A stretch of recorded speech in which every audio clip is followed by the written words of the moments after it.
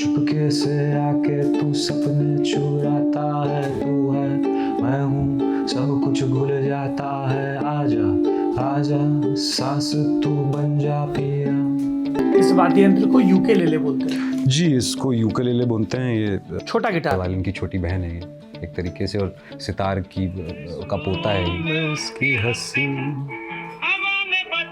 वो इत्र की खुशबू, गंगा के किनारे उसकी मीठी बोली। क्या रचनात्मक लोग हो आप यार। सर ये तो मशीन ने बनाया है। कब आपको लगा कि मुझे एक्टिंग करनी है और एक्टिंग ही करनी है? मेरे को अभी तक नहीं लगता यार कि एक्टिंग ही करनी है। 6-7 साल का था, एक नाटक किया था मैंने, मैं टेंट बना था उसमें। टेंट कैसे बनते हैं? टेंट का आप कपड़े पहन के उधर बस खड़े हो जाते हैं। मिले आप नसीर भाई से? चले 30 दिबाकर बैनर्जी की, जो अभी रिलीज नहीं हुई है। जो शायद रिलीज नहीं होगी। क्यों? रेटिंग दो पिक्चरों की, लोगों को बेवकूफ मत समझो। So censorship is problematic in itself. Censorship is problematic. How is it working with Irfan? रोना भी आता है, अच्छा भी लगता है अपने आप को, शाबाशी कि वाह इरफान सर के साथ एक्टिंग की। पर एक दिन वो मेरे को बोलते हैं कि एक बाइक ले, बॉर्डर तक गाड़ी चलाते हैं, बॉर्डर के पार देखते हैं कौन गोली मारेगा बर्तन को। गुलकंद का हलवा उनने बनाया था, एक दिन सबको खिला रहे थे। एक दिन उन्होंने बहुत डांटा मेरे को, बोला बाइक अच्छी तरह चलाना, गिराएगा तो भाई मेरी हड्डी टूट जाएगी। पहले बोले ये वंडरफुल एक्टर है, उसको रोल नहीं मिल रहा है वैसे। क्या अब ऐसे क्या, एग्जॉस्टिंग होता है, डरावना होता है, पर वही हिस्सा है कला का। ब्राह्मण नमन। ब्राह्मण नमन, उनको दिक्कत है कि नाम ब्राह्मण तुमने कैसे डाला उसमें। जैसे इरफान के साथ आप रेत के टीले पे बैठे रहे, 6 घंटे बात करते रहे, जी। वैसे ही सलमान खान के साथ भी बैठे रहे कहीं। लाल किले के सामने एक सुबह दिल्ली की खूबसूरत कोरे वाली बैठ के हम समोसे खा रहे थे। आप गाने सुनते हो उनके? हनी सिंह के नहीं, मैंने उनके गाने नहीं सुने। एक्टिंग करियर ठीक नहीं चला तो बिग बॉस में जाएंगे क्या?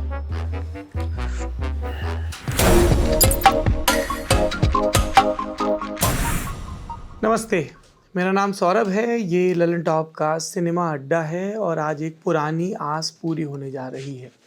अब से कुछ बरस पहले कोविड का दौर था और ज़्यादातर इंटरव्यू जूम के सहारे हुआ करते थे। उन दिनों एक वेब सीरीज़ आई थी जिसका नाम था द ग्रेट इंडियन मर्डर। उसका सीज़न 1 आया था, टिग्मांशु धूलिया ने डायरेक्ट किया था। तो उनसे और कई एक्टर्स से बात हुई थी। वहाँ जूम की खिड़की के कोने में एक एक्टर था जिससे पहली बार हम मुखातिब हुए थे, जिनका काम खूब देखा था और उन्होंने गाना भी गाया था। बाद के दिनों में हमने सोचा कि इन्होंने अपना लिखा गाना इतने मन से गाया है, इसको अलग से रील में डाल दें, पर पता चला कि रिकॉर्डिंग बड़ी दुरुस्त नहीं हुई। और तब से हम ये आस लिए घूम रहे थे कि कभी मौका लगेगा तो इनके साथ तसल्ली से बैठ के बात करेंगे। पिछले दिनों एक फ़िल्म देखने का मौका मिला जिसका टाइटल है सुपर बॉयज़ ऑफ मालेगांव। कमाल की फ़िल्म है, वरुण ग्रोवर ने लिखी है, रीमा काकती ने इसे डायरेक्ट किया है। इसमें आदर्श गौरव हैं, विनीत कुमार हैं और हैं हमारी आज की बातचीत के नायक जो बहुत अच्छे एक्टर हैं, एक्टर इन कैपिटल, बहुत अच्छे सिंगर भी हैं, बहुत कमाल के राइटर हैं। और जब हमने ललन टॉप बनाया था सब साथियों ने, तो हमने ये तय किया था कि जो पॉपुलर है उनको तो कवर करेंगे ही, पर जो बहुत अच्छा कर रहे हैं, भले पॉपुलर थोड़े कम हो लेकिन बहुत जेन्युइन हो, उनके बारे में खूब बात करेंगे। ये आज वैसी ही बातचीत होने वाली है। Shashank Arora, you must have heard it lot of times, आप बहुत अच्छी एक्टिंग करते हैं। तो जितनी बार भी ये सुना जाए कम होता है, पर थैंक यू फॉर द। जब हमने ये फिल्म देखी मुंबई में, इसका प्रीव्यू शो एक था, we were in tears, such a beautiful film. और जैसे लिखी है वरुण ने कि घर वापस आने वालों की हाथ नहीं देखता, जेब नहीं देखता, it's something else. And the way you portrait that role, Shafiq नाम है आपके कैरेक्टर? जी, किरदार का नाम शफीक है। तो हम इस पे बात करेंगे। एक आपकी फिल्म आई थी बहुत पहले, ब्राह्मण नमन। जी। क्यू ने बनाई थी वो फिल्म? कौशिक मुखर्जी। कौशिक मुखर्जी उर्फ क्यू, उर्फ क्यू। जी। है ना? तो उस पे बात करेंगे, ग्रेट इंडियन मर्डर पे। एक अनूप सिंह की फिल्म है, सॉन्ग ऑफ स्कॉर्पियंस। जी, Waheeda Rehman, Irfan sir, Golshifteh Farahani, किसी तरह उसमें मेरे को भी नौकरी मिल गई। और गुलकंद के हलवे की भी बात करेंगे। वो तेरी, जी, गुलकंद के हलवे की भी बात करेंगे। उनने बनाया था, उनकी मेमोरी है मेरी इरफान सर के साथ। एक आखिरी उन्होंने बोला था पतंग उड़ाएंगे, गुलकंद का हलवा खाएंगे, और ऐसा कुछ था। बस 5 साल। लेकिन सबसे पहले हम लोगों ने भोजन करते हुए, मैं भोजन कर रहा था, आप चाय पी रहे थे। जी फैक्ट्स दुरुस्त रहने चाहिए पोस्ट ट्रुथ के ज़माने में। बिल्कुल। आप एक गाना सुनवा रहे थे हमें, हम्म। नींबू पानी वाली लड़की। जी ज़रा वो गाना बताएं क्या है। वो गाना क्या है? वो गाना एक नींबू पानी वाली लड़की के है, एक ऐसे अंदाज में है जो 1950 के गाने होते थे, 1940 के जो ब्लूज़ और पुराने जो रॉक एंड रोल वाले गाने हैं, उस अंदाज में ये गाना है नींबू पानी वाली लड़की। और ये एआई ने बनाया है, तो मैंने लिखा है, पर ये जो आपने सुना था गाना, जैसे हम बात कर रहे थे, वो गाना आर्टिफिशियल इंटेलिजेंस ने एक तरीके से गाया है। आप उसे रिलीज़ करेंगे? बजाय उसको मैं रिलीज़ करूँगा, पर एक डिस्क्लेमर ज़रूर होगा कि वो आर्टिफिशियल इंटेलिजेंस एआई का गाना है। तो हम अभी दर्शकों को थोड़ा सुनवा सकते हैं क्या, विद द डिस्क्लेमर? बिल्कुल सुना सकते हैं, बिल्कुल विद डिस्क्लेमर। हाँ, तो मेरी गुजारिश ये है शशांक कि थोड़ा सा तो आप गाएं, जी बिना आर्टिफिशियल वाला जो सदैव दिख रहा है। आई होप ये आपका और हमारा अवतार नहीं है। जी जी बिल्कुल। और एक वो जो एआई से क्रिएट हुआ है। Good idea, done. तो मैं एक खुद गाता हूँ और एक एआई वाला गाते हैं, और फिर आप लोग। You'll need that. I might need that. जी कब से लिख रहे हैं आप गाने? कुछ 10-12 साल यार। जब कनाडा में थे तब लिखते थे? कब लिखता था, उस वक्त थोड़ा ध्यान एक्टिंग सीखने में ज़्यादा था, और सीखने में ज़्यादा था उस वक्त, करने में कम था। And I never wrote as much as I write now. What do you think about acting schools? Acting पढ़ना ज़रूरी चीज़ है, डिग्री पाना ज़रूरी चीज़ नहीं है, पर कुछ भी पढ़ना ज़रूरी चीज़ है यार। अच्छी चीज़ है अगर तुम कुछ पढ़ो, तो शायद एक अपना बेहतर वर्जन बन जाओगे। ये इसका मतलब नहीं है कि तुम कुछ पढ़ना ज़रूरी है और ना पढ़ के वो चीज़ नहीं कर सकते, पर शायद उसको अगर तुम पढ़ो तो अपना एक बेहतर हिस्सा तुम्हें मिल जाएगा, विच इज़ इम्पॉर्टेंट। एंड गलतफहमी होती है अक्सर ये बहुत लोगों के। जी, वो 400 साल पहले मेडिकल साइंस की भी थी ना। अरे मेरे को डॉक्टर बनना है, अरे क्या तू ऑक्सफोर्ड यूनिवर्सिटी जाएगा, टोना टोटके वाले से जाके सीख ले, झाड़ू हिलाना, तो सीख जाएगा मेडिकल साइंस। अभी हम एक्टिंग में उस वो दौर बीत रही है ना कि एक्टिंग सीखेगा क्या, सेट पे जा सीखेगा, लोगों को देख सीख। एक्टिंग पढ़ने वाली चीज़ है भाई, बिहेवियर का विज्ञान है एक्टिंग। अगर हम सीखते तो शायद लोगों की मेंटल हेल्थ अच्छी होती, लोगों को सड़क पे तकलीफ़ कम होती, अगर हम समझते कि हम क्यों ऐसे हैं, और वो एक्टिंग उसी का विज्ञान है। इस वाद्य यंत्र को यूकेलेले बोलते हैं। जी, इसको यूकेलेले बोलते हैं। ये छोटा गिटार। जी, छोटा गिटार। 4 इसमें स्ट्रिंग होते हैं, जो थोड़ा वायलिन की तरह होता है। वायलिन की छोटी बहन है ये एक तरीके से, और सितार की का पोता है ये, समझ लीजिए। आप गिटार भी बजा लेते हो? नहीं सर, मैं गाता भी कम हूँ। मैं लेखक हूँ गानों का, और मैं आपके लिए गाऊंगा ज़रूर। और वैसे आई compose bit, I am not a गायक ऐसा, और मैं इतना खुद ना ही खूब बजाता हूँ, पर मैं कंपोज ज़रूर करता हूँ और गाने लिखता हूँ, और लोगों से भी बजवाता हूँ। और तो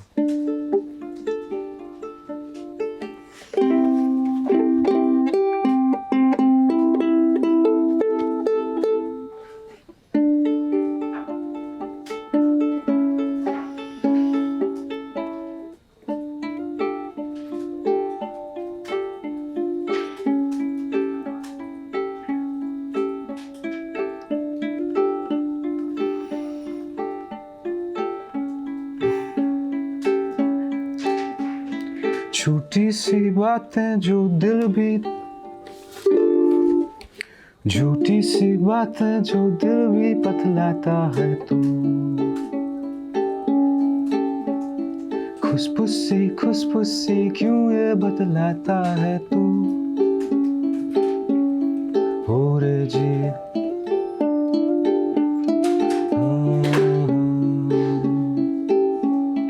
हो रे पिया,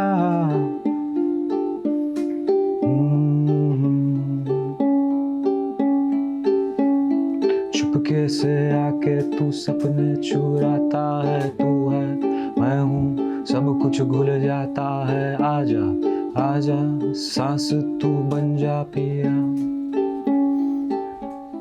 मेरे जिया,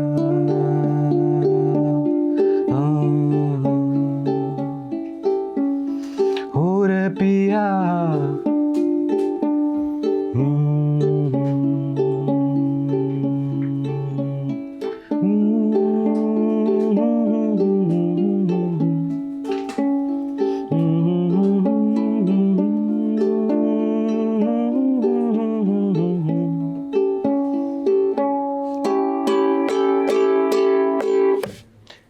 नींबू पानी तो एआई ने बनाया है सर, वो हम सुना सकते हैं आपको ज़रूर है, लेकिन तो ये तो मुझे बोनस में मिल गया दिवाली के पहला गाना। तो मैं थोड़ा वो समझना चाहता हूँ कि जिसने लिखा वो कैसे गुनगुना रहा है और एआई ने कैसे उसको किया, ताकि दो एग्जाम्पल दिखें साथ। तो वो बजाया तो एआई नहीं है, तो मैं गुनगुनाऊं भी उसको अगर, तो कैसे ही उसको। एक आपने अपने दिमाग में कोई धुन सोची होगी ना, आपने एआई को भी फीड किया जब, तो आपने इंस्ट्रक्शंस दिए होंगे। एआई को आपने एक जॉनर फीड किया है, वो धुन तो एआई ने खुद बनाई है ना। जब आप लिख रहे थे तो गुनगुनाते हुए लिखते, कैसे लिखते? नहीं, जो हमने इसको इंस्ट्रक्शन दिया, नींबू पानी वाली लड़की, खाली सड़क, 1940 हिंदुस्तान, दोपहर भरी, तो ये एक लिखा का ज़्यादा काम है। हाँ, and it has made the melody. तो आप हमें कविता की तरह सुनाएंगे फिर ये? हाँ, because I want to you recite it first and then we go to the AI version. I can do that. I can recite it. Let me just get the phone. वो पकड़ा देंगे। दीपेंद्र जी, गांधी जी, thanks sir. ये हमारे producer साहब हैं जिनका नाम दीपेंद्र गांधी है। ये सौरभ है, वो दीपेंद्र गांधी। Thanks आंद्रे, तो मेरे को मिला है। तो हाँ जी। नहीं, कोई कहे अरे गांधी जी को बोल रहे हैं फोन उठाने के लिए। Everybody is ready to feel offended. अरे गांधी जी बिना टेंशन उठा लेते यार, जो भी उठाना होता तो क्या ही दिक्कत होती। जी, धूप में खड़ी वो नींबू पानी वाली, गहरे सुरों में उसकी हंसी, हवा में बसे वो इत्र की खुशबू, गंगा के किनारे उसकी मीठी बोली। तो ये लिखा गया है, जो अब मशीन आप देखेंगे कैसे इसको गाती है जी। और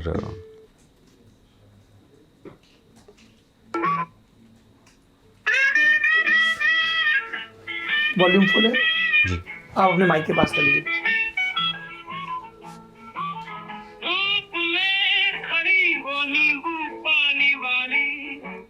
गहरे सुरों में उसकी हंसी, वो इत्र की खुशबू, गंगा के किनारे उसकी मीठी बोली, उसकी यादें छिपी जब ताज पर बजती है धुन, उसके हाथों का जादू प्याला भरते, जब वो कहती सबके तन मन को हंसते, नींबू पानी नींबू पानी, नींबू पानी नींबू पानी, धूप में जैसे ठंडी राहत सुहानी। तो ये है कुछ ऐसा।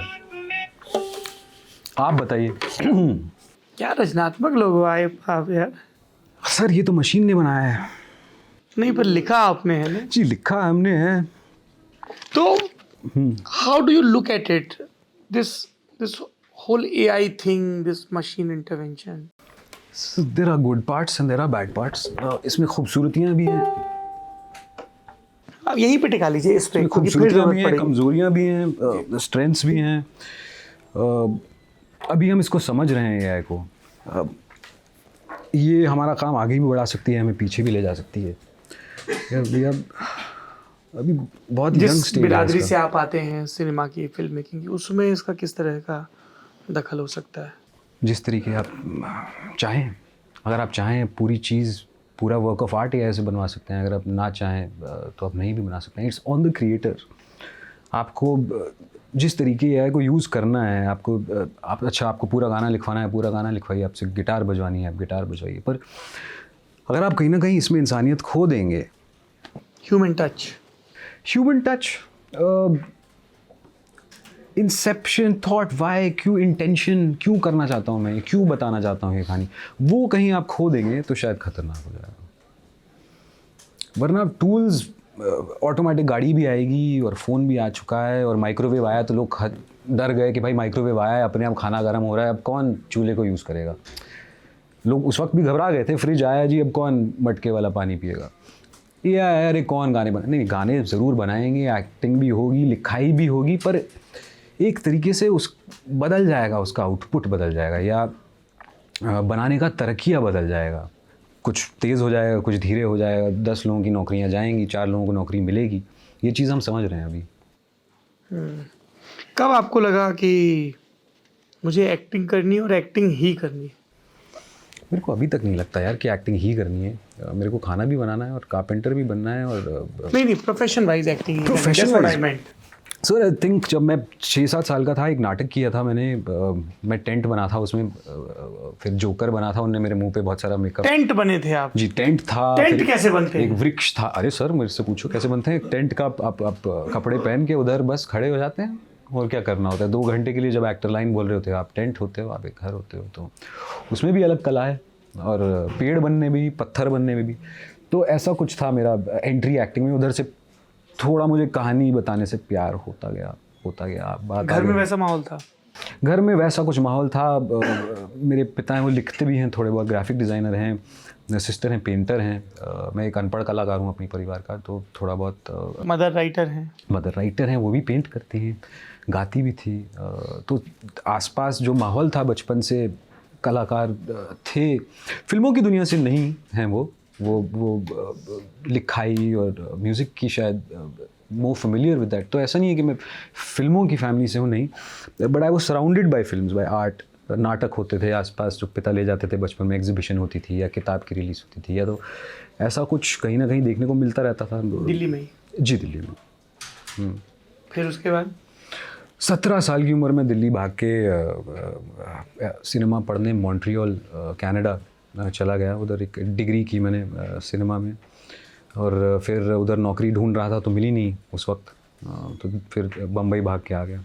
क्या सीखा, कैसे सिखाते हैं? जैसे कई बच्चे होंगे गांव देहात कस्बे में, तो पता नहीं हमें से कितने लोग कब मॉन्ट्रियल जा पाएंगे, और एक्टिंग स्कूल तो नहीं जाएंगे, तो क्या कैसे सिखाते हैं एक्टिंग? इंसान को उसके हिस्सों में तोड़ो। आपका भी तरक्या है, बैठने का तरक्या है, ये आपका ऑफिस है, आप कंफर्टेबल हैं, अभी आप मेरे को देख रहे हैं, आपके पेट में खाना है नहीं है, एसी चल रहा है यहाँ पे, मेरे को ठंड लग रही है, थोड़ा नर्वस हूँ, क्यों हूँ, कहाँ हूँ, क्या रिलेशनशिप है, जी हम अभी मिले हैं। तो एक इंसान एक वक्त एक माहौल को तोड़ने के एक तरक्की होते हैं। उसको जब तोड़ो तो उसके हिस्से समझने लगते हो, फिर उसके हिस्सों को एक एक करके जब तुम बनाओ तो वो साथ में एक लगता है कि इंसान एक पुतला तुमने खड़ा कर दिया है, पर नहीं, तुम वो एक एक हिस्से पे ध्यान दे रहे हो उसके, और सामने वाले को लग रहा है जी ये सिपाही है, ये हीरो है, ये मर रहा है, ये जी रहा है, ये हंस रहा है, पर मैं बस एक इंसान को हिस्सों में तोड़ के जोड़ रहा हूँ। उसकी इस जगह से क्या रिलेशनशिप है, इस इंसान से क्या रिलेशनशिप है, इन कपड़ों से क्या रिलेशनशिप है, वो क्या महसूस कर रहा है, उसके मन में क्या है, उसके मुंह में क्या फ्लेवर है। These are parts of things we are feeling. So my job as an actor is to understand what is my character feeling, not necessarily thinking. Because तुम अपने कैरेक्टर तुम बन नहीं सकते। You can't be, मैं 1940 का सिपाही नहीं हूँ, मैं महात्मा गांधी नहीं हूँ, मैं चोर नहीं हूँ, मैं शशांक हूँ। तो मैं महसूस कर सकता हूँ कैसे वो 1940 का सिपाही जो महसूस करता था, क्या मैं वैसा कर सकता हूँ महसूस? That is my job as an actor. तो उस सिपाही को मैं कैसे तोड़ूँ उसके अंकों में? वो कहाँ से है? गढ़वाल से है, वो ऐसे बैठता है, वो पहली बार लड़ रहा है नहीं, उसने ट्रेनिंग की है नहीं, कौन सी बोली है, कौन मरा है उसकी ज़िंदगी में, उसकी माँ थी नहीं थी, उसका दोस्त है सामने लड़ रहा है। ये सब प्रश्न हैं तुम्हें पूछने पड़ते हैं as an actor about your script, and then you work towards creating all these answers, और फिर सामने वाले को लगता है कि तुम एक्टिंग कर रहे हो। ऐसा कुछ होता है। इंसान को अंक में तोड़ो, वो अंक जोड़ो, सरल। बिकॉज हम एक्टिंग की बात करते हैं ना, तो अक्सर लोग आई फील, आई इमेजिन, ये सब में बहुत पढ़ जाते हैं, पर कर क्या रहे हो? मेरे एक्टिंग प्रोफेसर मुझे बोलते थे, अगर तुम्हें एक्टिंग करनी है तो करोगे कैसे? जानते हो, 2 लाइन में अगर मैं तुम पूछूं कि तुम गिटार कैसे बजाते हो, मैं गिटार यहाँ पे उंगली रखता हूँ कैसे, अच्छा खाना कैसे, अच्छा उसमें नमक डाल। एक्टर एक कलाकार होते हैं, तुम कैसे करते हो? अरे मैं इमेजिन कर ले। अरे भाई कैसे इमेजिन करते हो? जब इमेजिन करते हो तो पहले उसका कपड़ा देखते हो, उसका इत्र सुनते हो, जगह देखते हो, इतनी बड़ी जगह है, बोली सुनते हो, क्या इमेजिन क्या करते हो? प्रश्न हैं क्या तुम्हारे पास? डेफिनेटिव क्वेश्चंस हैं क्या तुम्हारे पास अपनी इमेजिनेशन के लिए? That is the way to study acting है। और ये मैं नहीं कह रहा हूँ, you know, see sir, Irfan साहब और बहुत खूब कलाकार जिनके साथ मैं थोड़ा बहुत सीख चुका हूँ, वो भी यही कहते हैं। तो ये हवा में बात बिल्कुल भी नहीं है, ये एक साइंस है, विज्ञान है बिहेवियर का, और जब हम इसे समझेंगे शायद हमारी देश की बात आगे बढ़ेगी। मिले आप नसीर भाई से? जी, एक बार एक पिक्चर में उनके साथ काम करने को मिला है। एक पिक्चर है 30 दिबाकर बैनर्जी की, जो अभी रिलीज़ नहीं हुई है, जो शायद रिलीज़ नहीं होगी। जो शायद रिलीज़ नहीं होगी? जो शायद रिलीज़ नहीं होगी। माहौल कुछ ऐसा है दुनिया में अभी जनाब, जो मुश्किल है पॉलिटिकली इस फिल्म का भी शायद बाहर आना। ये वही फिल्म है जो पहले फ्रीडम या जी इसका पहले नाम था फ्रीडम। गौरव सोलंकी ने लिखी है ये पिक्चर। हाँ। इसमें नसीरुद्दीन शाह, मनीषा कोइराला, बहुत खूब कलाकार हैं, बहुत सारे, नीरज कभी, जोया हुसैन, भयंकर भयंकर कलाकार हैं, और इसमें मैं भी हूँ। और बहुत खूबसूरत कहानी है गौरव सोलंकी की, पर शायद अभी माहौल ऐसा नहीं है जो ये कहानी हमें देखने किसी को प्लेटफॉर्म को दे मिलेगी। रखी है? जी, नेटफ्लिक्स पे शायद ये पिक्चर आने वाली थी, फ़िलहाल नहीं आएगी, बिकॉज बातचीत चल रही है उसके बारे में। मैक्सिमम सिटी जैसा हाल हो गया। मैक्सिमम सिटी पिक्चर ही बहुत अलग है मैक्सिमम सिटी से। नहीं मतलब वो भी ऐसी बस शायद पड़ी हुई है बस। जी बिल्कुल, मैं बिल्कुल उस केस के एग्जैक्ट जानता नहीं, पर जी ऐसा ही कुछ है कि पड़ी है, और ये माहौल शायद आसान नहीं है उसके लिए, पर होपफुली आपको देखने को मिलेगी। मतलब मेरा दिल टूटता है इसके बारे में बात करके, जितना भी कोई भी फिल्म हो अगर वो अटक रही हाँ। है, let people decide. Let people decide. चाहे वो दिवाकर की 30 हो, चाहे वो कंगना की इमरजेंसी हो, किसी ने बनाई है, रिलीज करो आप उसको, जी जी, है ना। सेंसर बोर्ड के सर्टिफिकेशन साथ रिलीज करो, फिर बिल्कुल लोग यार। डिसाइड करें कि वो कैसी है। रेटिंग दो पिक्चरों की, लोगों को बेवकूफ़ मत समझो। लोग बेवकूफ़ नहीं है, ये पब्लिक बेवकूफ़ नहीं है। उसका पेट खराब मत करो गंदा खाना खिला खिला के, और फिर बोलो तुम्हारा टेस्ट खराब है। तुम लोगों को गंदा खाना खिलाते हो, बोलते हो अच्छा ये वैसा है, वो वैसा है, ये पिक्चर है तुम्हें देखने लायक नहीं है। अरे उसको समझाओ कि 18 साल से बड़ा है तो देखेगा, 20 साल से कम है तो नहीं देखे, जो भी। उसको ये मत बोलो कि ये किताब तुम नहीं पढ़ सकते, क्योंकि देख तो वो मोबाइल पे वैसे ही 10,000 तरह की चीजें रहा है। क्योंकि वो किताब उसे मिल जाएगी। वो ऐसे छपेगी नहीं छपेगी तो वो कहीं गोडाउन में छप के उसके हाथ में आ जाएगी, और वो मोबाइल पे देख लेगा। So censorship is problematic in itself. Censorship is problematic. Being a teacher is problematic. You cannot जो लोग तुम्हें टैक्स दे रहे हैं, तुम उनको समझा रहे हो कि ये किताब या पिक्चर देखो या ना देखो, that is a problematic issue. You can't, you can tell them अपने बच्चों को मत लेके जाओ, इसमें खून खराबा है, मैं बिल्कुल समझता हूँ। बुज़ुर्गों को मत लेके जाओ, 18+ है, इसमें सेक्शुअल इंटरकोर्स है 18 साल के बाद। You can't tell people you can't watch this, because then what sort of atmosphere have you created? ये दुनिया फिर क्या बन जाएगी? And who are you to decide that? Forget about who are you to decide that. Do you understand the repercussion of that? तुमने कभी बच्चे को बोल के देखा है कि ये मत पी? अगर तुम उस तरीके से भी आ रहे हो कि हमारे बच्चे हैं, हम इनके बारे में ख्याल रखते हैं, हम गवर्नमेंट हैं, हम ये बॉडी हैं, हम वो बॉडी हैं, तो तुमने कभी बोल के देखा है बच्चे को कि ये मत कर, सिगरेट मत पी? देखा है क्या होता है? जितना मना करो तो उतना ही अक्सर वो प्रॉब्लम हो जाती है। तो it's a very long and problematic discussion ये सेंसरशिप की, और बहुत बेसिक इसका इजी सुझाव भी इजी है यार, कि रेटिंग होती है, अडल्ट रेटिंग होती है, चिल्ड्रंस रेटिंग होती है, फैमिली रेटिंग होती है, नहीं देनी मत दो। You cannot censor it, you cannot censor the piece. और ये हम वक्त के साथ ही समझेंगे, अपने पैर पे कुल्हाड़ी मार मार के दिक्कतें होती रहेंगी। ये ग्रेट इंडियन मर्डर जिससे बात शुरू की थी, अब उसका नाम बदल गया है जी, क्या हो गया है? कातिल कौन कातिल है? कातिल कौन? विकास स्वरूप कौन के- कातिल? जी, कौन कातिल है? कातिल कौन? माफ़ी कर दीजिए विकास जी, मैं कातिल कौन कातिल में थोड़ा कातिल कौन? इसका सीजन 2 मतलब, क्योंकि ये कंक्लूड तो हुई नहीं थी। जी, I am not sure sir, अभी मेरे को अंदाज़ा नहीं है इसके सीज़न 2 की। आएगा तो मेरे को ऐसा खाया ना कहीं बोला नहीं है तो किसी ने, तो अंदाज़ा है नहीं। ये कब तक टेंटेटिव रिलीज है सुपर बॉयज ऑफ मालेगांव? जनवरी 2025 कृपया हॉलों में आप अगर आएगी। आपने तो देख ली है, पर होपफुली लोग देखेंगे। जी, interesting. How is it working with Irfan?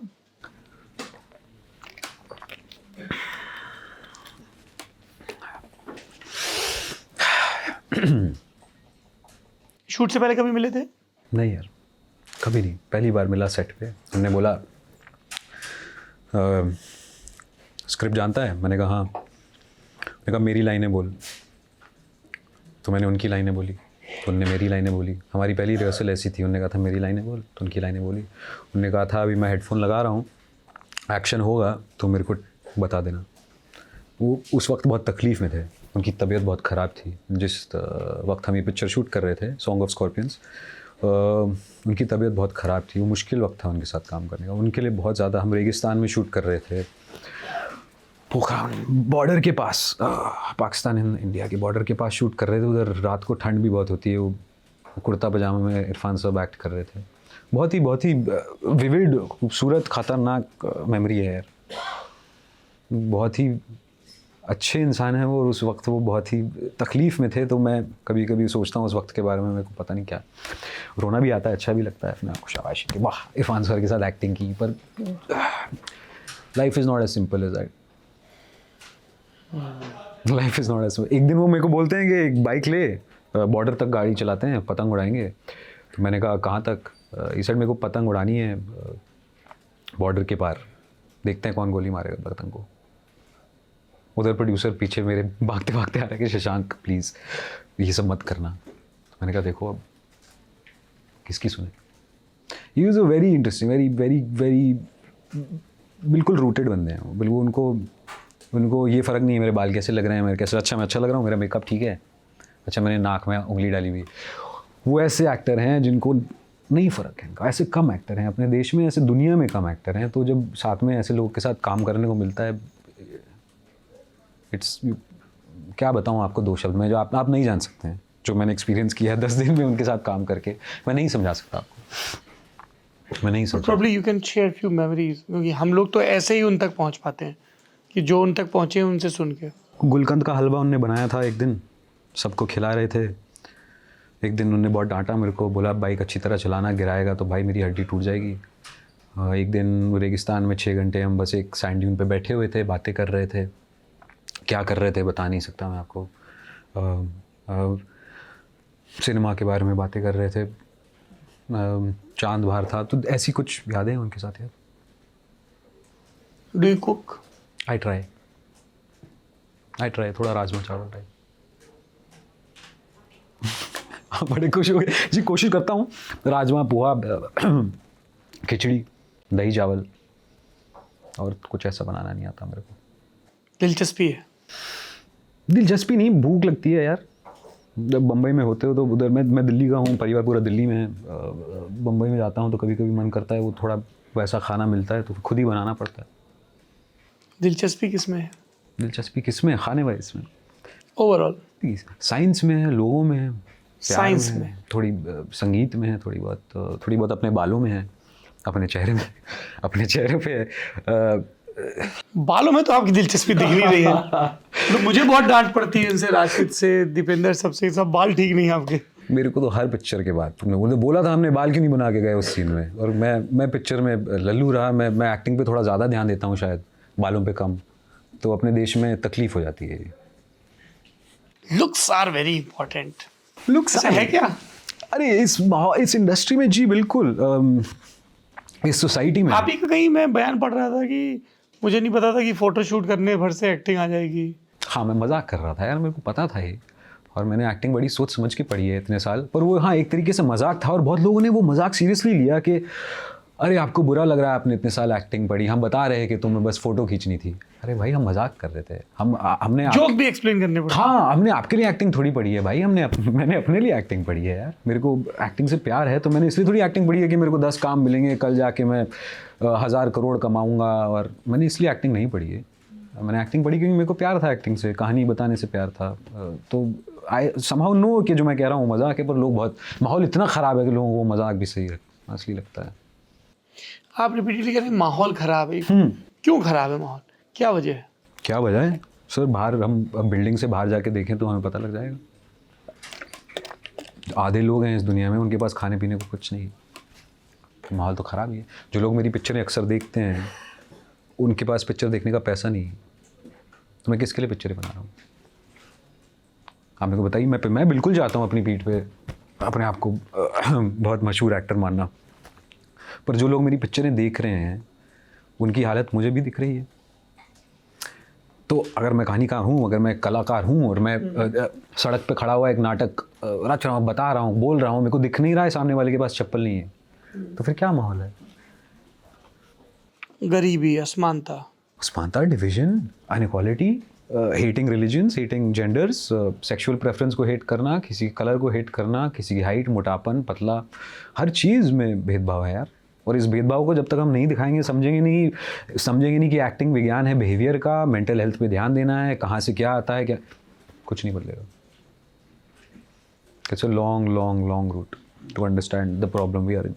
जो गड्ढा हमने खोदा है, हम इतने अंदर हैं उसके, अभी हमें अंदाज़ा नहीं है कि रोशनी होती थी। और कैसे बदल सकता है स्कूलों में, कॉलेजेस में, बातचीत के ज़रिए? कदर से, प्यार से समझाना एक इंसान को। ज़िंदगी जीने के तरक्की होते हैं, आगे बढ़ना एक चीज़ होती है, प्यार और कदर से रहना एक और चीज़ होती है। वो समझना ज़रूरी है। खेल बनाए रहना, एक दूसरे में प्यार बढ़ाए रहना, ये इनकी क्लासेस होनी चाहिए स्कूल में। हम गणित करते हैं, विज्ञान करते हैं, हिस्ट्री करते हैं, हम क्यों नहीं समझाते कि सामने वाले से हाथ पकड़ के कैसे बात करो? क्यों अपने सिनेमा में सेक्स की बातें नहीं करते? क्यों बच्चों को दिखाते हैं कि जा ढूंढा ढूंढा, हर वीडियो गेम में हर चीज़ में वायलेंस है, पर हमें सेक्स से बड़ी टेंशन है। अगर सेक्स शब्द बोला जाए, हम 100 करोड़ हिंदुस्तानी हैं, 140 करोड़, 120 करोड़, अब पता नहीं कितने हो चुके हैं हम सेक्स तो भरपूर करते हैं। हमें बात करने से डर है। क्यों है बात करने से डर? हमें ऐसा क्या है जो हम देख सकते हैं कि भाई सामने वाला कुचल रहा है, जो नल्ला साफ कर रहा है उसका सर कुचल, खून खून लथपथ, तालियां बज रही हैं उस पिक्चर में, एक्शन हीरो कूद काद रहे हैं, पर उधर दो लोग किस कर रहे हैं तो कैमरा इधर घुमाया जाता है। मेरे को आप बताइए, मेरे को खुद नहीं पता इसका जवाब। ना मेरे को पता होता तो क्या ही चीज़ होती है। When you were talking about this, मुझे आपकी पहली फिल्म है तितली? जी, दूसरी पिक्चर है मेरी तितली जी सर। एज अ प्रोटैगनिस्ट मेरी दूसरी पिक्चर है, मतलब मैं जो किरदार है मेरा उसमें। पहली कौन सी है? म्योहो 2012 में बनी थी। नम्योहो रेंगे क्यों, एक जो हाँ जी, फ्रेज है, बुद्धिस्ट एक शब्द है म्योहो। तो वो एक पिक्चर थी, उसमें मेरे को एक एक्स्ट्रा का काम, सपोर्टिंग कैरेक्टर का रोल था 2012 में। उसमें जो कैमरामैन था मेरा दोस्त था, तो उसने बोला आजा तेरे को नौकरी दिलाता हूँ। और तब तक आप कास्टिंग का काम कर रहे थे? तब तक मैं हर चीज़ कर रहा था सर। आई वॉज मैं डबिंग कर रहा था, कास्टिंग असिस्टेंट था, कॉस्ट्यूम असिस्टेंट था, प्रोडक्शन डिज़ाइन असिस्टेंट था। जो भी सिनेमा का मतलब जहाँ से भी हिस्सा बनने को मिला मैंने किया। मेरे को सिनेमा से, कहानियों से प्यार था, तो जो भी मेरे को मिलता था इंस्टीट्यूट में फोकस पुलिंग भी कर लेता था। फोकस पुलिंग जी क्या होता है? जी, कैमरा जैसे जो बिल्कुल अभी उधर हो रहा है, वो फोकस पुल कर रहे हैं और वो मेरे चेहरे पे फोकस होगी, नहीं यहाँ पे फोकस होगी, इस बोतल पे फोकस है, अब मेरे चेहरे पे है। तो जहाँ आपकी नज़र जाती है वो एक इंसान होता है, उसको घड़ी को घुमाता है, तो वो मैं वो था। कई लोग जिनकी सिनेमा में दिलचस्पी है वो दुखड़ा रोते हैं, मतलब मैं हार्श वर्ड यूज़ कर रहा हूँ, अरे साहब हम बड़े काबिल हैं, हमको मौका नहीं मिल रहा है, हमको एक्टिंग का मौका नहीं मिल रहा है।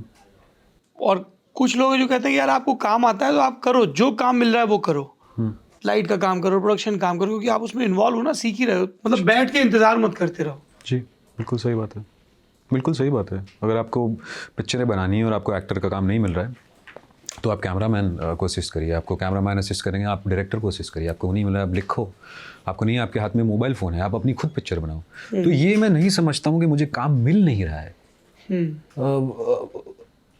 That is in a creative pursuit a very legit place. जी मैं समझता हूँ, मैं उस मुश्किल से बीतता हूँ कि मेरे को इतना काम, पर जब वो नहीं मिलता है तो मैं अपने आप या तो काम बनाता हूँ या मैं थोड़ी दिशा बदल लेता हूँ। मैं रुक नहीं जाता हूँ ना कि काम नहीं मिल रहा है। वो बहुत वो दीवार पे अगर तुम रुक जाओ फिर मुश्किल है, उस दरवाजे पे अगर रुक जाओ कि दरवाज़ा बंद हो गया तो 4 और दरवाजे खोलने की कोशिश करो। मैं समझता हूँ कि सारे के दरवाजे बंद हैं, ऐसे लोग हैं जिनके लिए ऐसे भी होता है, सब दरवाजे बंद रहते हैं, उनको खुद अपना काम करना पड़ता है। माहौल उस मामले में शायद आसान नहीं है सबके लिए, but you can't let that. अगर तुम्हें किसी चीज़ से प्यार है तो काम नहीं मिलना इज़ नॉट एन एक्सक्यूज़। तुम काम अपने लिए बनाओ। तुम्हें पिक्चर में काम नहीं मिल रहा है, तुम नुक्कड़ नाटक करो, उन्हीं गाना बनाओ, दोस्तों को कहानियाँ बताओ, ऑनलाइन तुम कहानी यूट्यूब पे निकालो। अब बहुत बहुत बहुत बहुत मीडियम्स हैं, तो यू कांट से कि मेरे को अब नहीं मिल रहा है तो मैं नहीं कर रहा हूँ। तुम दिशा बदलो अपने ध्यान की। आपके लिए ऐसा फेज आया मुंबई में, जैसे कुछ एक लोगों से हमने बात की इस इंटरव्यू के पहले, बोले ये वंडरफुल एक्टर है, उसको रोल नहीं मिल रहा है। वैसे हर वक्त आता है यार, थिंक अक्सर आता है सब। तुम हर पिक्चर के बाद सोचते हो कि अब क्या, अब कहाँ से काम आएगा। एक्टर का काम ऐसा ही कुछ होता है ना कि अब कहाँ से काम आएगा, अब नहीं आएगा। तो इट्स अ एवरीडे बैटल कि अब क्या, अब ऐसे क्या। एग्जॉस्टिंग होता है, डरावना होता है, पर वही हिस्सा है कला का। एक पेंटिंग मैंने बनाई है, मेरे को ये थोड़ी पता है कि अब परसों में कौन सी कहाँ से फंड्स आएंगे। वो painting you take it one step at a time. और ये जो बिज़नेस है एक्टिंग का, जो बिज़नेस भी है एक्टिंग, अगर तुम खड़े खड़े सड़क पे करो और कोई नहीं देख रहा तो कोई तुम्हारी कहानी नहीं सुनेगा। पर अगर तुम 4 लोग सामने खड़े हैं तो फिर कहानी तुम्हारी सुन रहे हैं। That is the business of act. People have to listen to your story also. तुम अकेले खड़े खड़े नहीं उखाड़ सकते कला में जितना तो बिज़नेस भी ज़रूरी है, अपने आप को लोगों की नज़र में लाना भी ज़रूरी है। तो वो भी काम होता है एक्टर का। मैं अब एक एक करके आपके जो काम है उन पे बात करूंगा, उसमें आपका तजुर्बा क्या रहा, आपकी मेमोरीज क्या रही, वो बताइएगा। शुरुआत हम करेंगे डायरेक्टर कन्नू बहल की बहुत ही कमाल की फिल्म तितली से। जी। क्या है आपकी तितली की मेमोरी? कास्टिंग, शूट के दौरान उसने क्या जोड़ा घटाया? If you are writing your memoir, कौन सा वाकया है जिसका आप जिक्र करेंगे? फिल्म बहुत कमाल की, अगर आपने नहीं देखी ज़रूर देखिएगा तितली। मेरी छाती पे एक लात लग थी, तो मैं एक्सरे कराने गया था। मैं जा रहा था तितली के दौरान 2014-2013, छाती पे ज़ोर से लात लग चुकी थी। एक सीन है उसमें लड़ाई का। जब एक्सरे के लिए पहुंच रहे थे तो हमें पता लगा कि सूरज ढल रहा है और फ़ोन आया शूट से कि अगर ये सीन अभी ख़त्म कर दोगे तो शायद ये पिक्चर में हम डाल पाएँ, वरना ये सीन नहीं डाल पाएंगे पिक्चर में और शायद पूरी पिक्चर उथल पुथल हो जाएगी। तो हमने बिना एक्सरे लिए, बिना अपने आप को ठीक कराए वापस हम गए, वो सीन ख़त्म किया। तो it was a tough film to make sir. मेरी पहली पिक्चर थी, मैं डरा हुआ था। बहुत ही खूबसूरत स्क्रिप्ट थी वो, बहुत ही ख़तरनाक स्क्रिप्ट थी, इंटेंस थी वो। दुनिया इंटेंस है। कन्नू बहल एक बहुत ही clear, he is a very fierce director. तो उनके साथ अभी मैं आगरा के रशेस देख रहा हूँ, उनकी जो अगली फिल्म बहुत रियलिस्टिक, बिल्कुल in your face, deal with it. हाँ, और हम इतना छुप चुके हैं ना एस्केपिस्ट सिनेमा के पीछे कि सामने कोई असली कहानी लाता है तो हम घबरा जाते हैं। मैं तो घबरा गया था, पर मेरे को उसमें काम करना ही करना था। किसी भी हद से वो पिक्चर पूरी करनी थी। तो मैं एक डरा हुआ बच्चा था, तो मेरी जो उसमें यादें हैं वो सब डर की हैं कि वहाँ डरा हुआ हूँ, उधर कोने में, उधर सड़क पे कच्छा बदल रहा हूँ, उधर चिल्लाया जा रहा है कि ये अच्छी तरह नहीं हो रहा है, उधर घबराहट हो रही है। रणवीर शोरे इतने खूबसूरत कलाकार। तो इट वाज नर्व रैकिंग। मैं ऐसा नहीं, मेरे को कोई मेमोरी उसमें जो जी अच्छा उस दिन मज़े किए हमने छोले भटूरे खा के।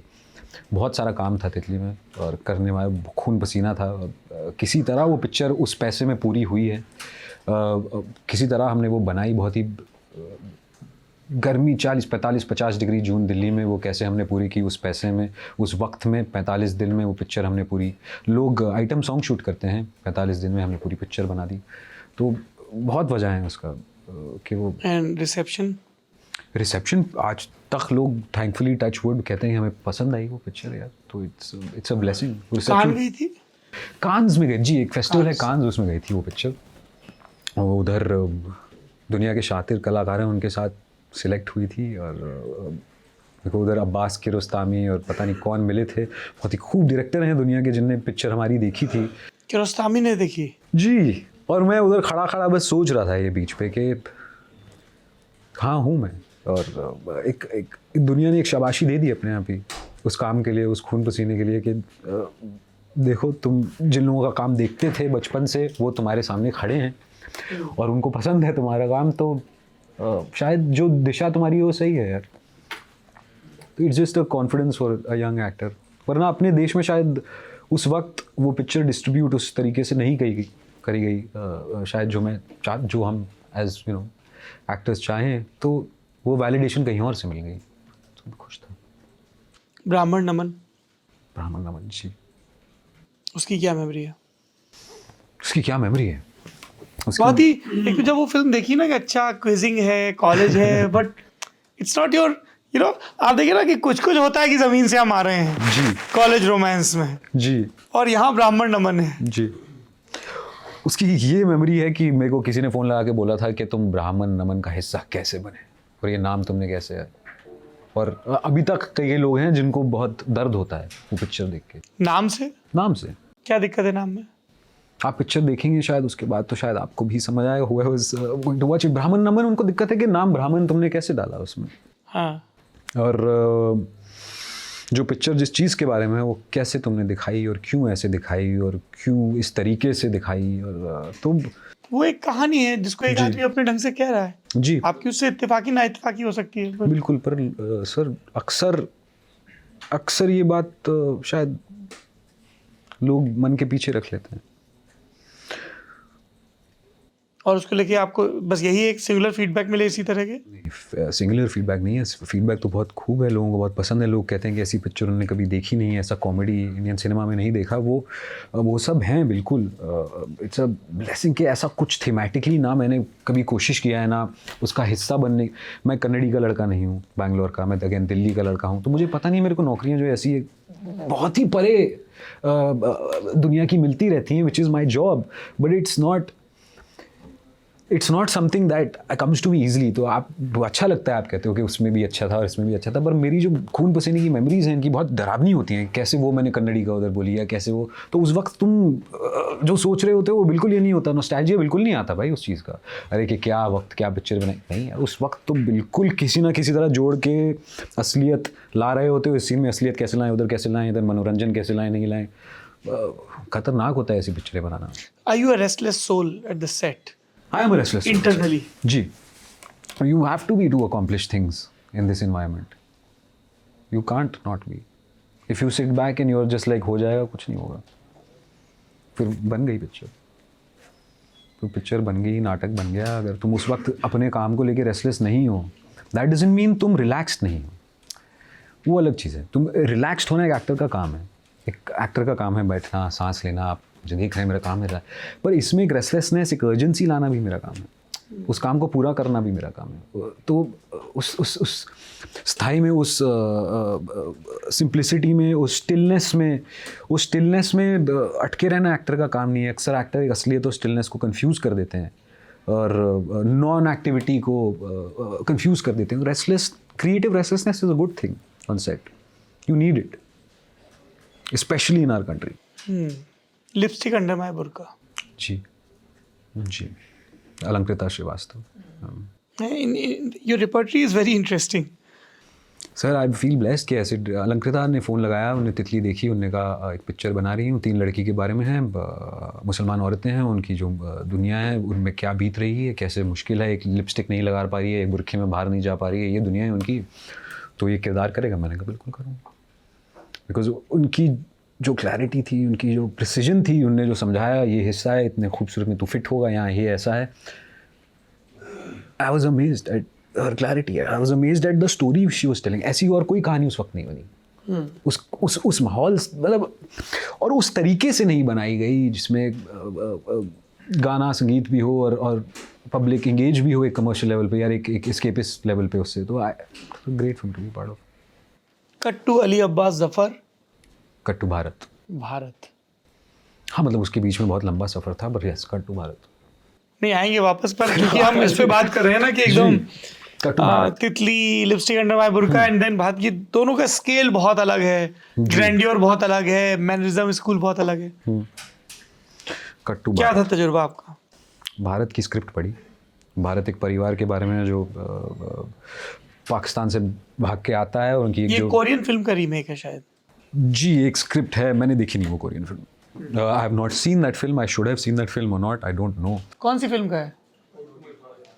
Odd to my father. Ode to my father का रीमेक है Bharat, about a family. Right. तो स्क्रिप्ट लेवल पे बहुत ही अट्रैक्टिव कहानी तो थी वो, बिकॉज वो अगर मैं अपनी दादी को भी सुनाऊँ तो उनकी भी कहानी है, और नहीं भी, और मेरी भी कहानी है एक तरीके से। तो बस कट टू भारत। नहीं, इतनी जल्दी कट नहीं हो रहा। तो उसमें मैं एक छोटे का किरदार निभाता हूँ, सलमान खान के छोटे भाई हैं वो, और उनकी टांग टूट जाती है पिक्चर में। वो एक मौत के कुएं में बाइक चलाते हैं, और उनकी टांग टूट जाती है, अपने भाई को वो हीरो मानते हैं, और उनके पीछे देख देख के उनकी टांग टूट जाती है, और कैसे आगे कहानी बढ़ती है। क्या तजुर्बा था? क्या जुड़ा, क्या घटा? सर, सीखा कि सेट पे जब 36,000 कैमरा होते हैं तो कैसे जो काम तुम करके आए उसको बिखेरना कैसे नहीं। बहुत आसान होता है उस स्केल पे जब कुछ कर रहे होते हो, जो तुम काम करके आते हो घर से, या स्क्रिप्ट पढ़ के आते हो, या जो सोच के आते हो, जी मैं शायद इसमें ये लाऊंगा, उसमें ये लाऊंगा, उसमें यहाँ ध्यान दूंगा, इसमें यहाँ ध्यान दूंगा। वो ऐसे माहौल में आके टूट सकती है बात, बिकॉज 400 लोग सेट पे हैं, कोई चिल्ला रहा है, इंटेंशन है इस चीज़ को बेचने की, तो it's a battle to create and retain what you have trying to create in that atmosphere. It is a battle. जैसे इरफान के साथ आप रेत के टीले पे बैठे रहे 6 घंटे बात करते रहे, जी वैसे ही सलमान खान के साथ भी बैठे रहे कहीं? जी, लाल किले के सामने एक सुबह दिल्ली की खूबसूरत कोरे वाली बैठ के हम समोसे खा रहे थे, कुछ कर रहे थे, ऐसी जेनेरिकली सिनेमा के बारे में थोड़ी बहुत बातें कर रहे थे। वो अपने फेवरेट शो के बारे में बता रहे थे, शायद कौन सा? वाइकिंग्स जो है, उतनी ही इंटरेक्शन हुई उनके साथ। ऐसा कुछ मेरा काम उसमें 20-25 दिन का था, तो जितनी बात हुई। कुमुद मिश्रा, तबू, बहुत खूबसूरत कलाकार हैं उस पिक्चर में, बहुत ही। कुमुद भाई इज डार्लिंग। कुमुद भाई के साथ दूसरी, he is one of the most Too good. Exceptional actors in the country यार। Kumud Mishra is a force of craft यार। कुमुद मिश्रा मतलब, और उनके जब थिएटर देखते हैं ना, उनका जी, प्ले, खतरनाक है sir. Is one of the best actors in the world. Yes. उनका भी हमने, उनका और शुभ्रज्योति बराट का नाटक है पुराने चावल, ओके, देखा है आपने? नहीं। जरूर देखिएगा, देखेंगे, बिल्कुल देखेंगे यार। मतलब मचा देते हैं दोनों। उनकी जो वाइफ भी है आयशा, वो भी बहुत खूब। हाँ, very She's a good very actress. actress. She played my mother in an ad, and Kumud Mishra and me, sir, we did a short film together बहुत साल पहले। तो एक चारपाई पे हम 18 घंटे एक कमरे में बंद थे, वेट कर रहे थे कि हमारा शॉट आएगा। मेरे को याद है कि हम उनके साथ पूरी रात हमने उस चारपाई पे बताई कहानियाँ, एक दूसरे को बताई, और he is a gem of a person यार। He is a golden man, yeah. Just very few, I'm not being selfish, मैं ऐसा ये लोगों को नीचा दिखाने के लिए नहीं कह रहा हूँ, कि ऐसे कम एक्टर मिलते हैं जो बैठते हैं तुम्हारे साथ और बस एक्टिंग की बातें तुम पूरी रात कर सकते हो। इरफान साहब या ओमपुरी सर के साथ एक बार रिहर्स करने को मिला था मेरे को, मंटो करके पिक्चर है जी, उसमें आप हैं। उसमें ओमपुरी सर भी होने वाले थे, पर उस वक्त फिर उनका देहांत हो गया, तो वो बात बदल गई। I met him, rehearse with him, और इरफान सर और नसीर कौन सा सर। रोल किया फिर वो, बाद में किसने किया वो रोल? ऋषि कपूर जी, ऋषि कपूर ने किया था। क्या बातचीत हुई आपकी ओमपुरी साहब से? कि चॉइस वर्क पे, क्राफ्ट वर्क पे, जो मैं आपको बता रहा था थोड़े वक्त पहले, मॉन्ट्रियल में जो मैंने सीखा, जो बम्बई में भी सीखा, तोड़ना और फिर जोड़ना, तोड़ना फिर जोड़ना, इंसान को उसके लहजे में, उसके तरक्की में, उसकी बोली में कितना तोड़ना, कितना ना तोड़ना, उस वक्त कितना समझ लेना, कितना ना समझ लेना। तो वो बहुत ही बाद की बातें हैं जो इंसान 60-70 साल एक्टिंग करे तो शायद ही समझ आती हैं। और ओमपुरी के सर के मुंह से जो वो निकलती थी, तो मैं ऐसे पकड़ के बिखेर के सारी बातें, रिकॉर्डिंग्स भी हैं मेरे पास उनकी, जो अभी मैं नहीं सुनाऊंगा आपको, पर हाँ, क्योंकि मेरे को याद रखनी थी वो चीज़ें जो वो बोल रहे थे, और जिस आसान, मतलब सरलता से वो ऐसी ऐसी भाई चीज़ें बोल रहे थे। देखिए, they make it look so simple. They make it look simple because they love it. Pankaj Kapoor, Naseeruddin Shah. Yeah, because you love something. Because you're not doing it to be famous. You're not doing it to look good. You're doing it because you can't live any other way ना। तुम्हें कहानी बनाने से प्यार है ना।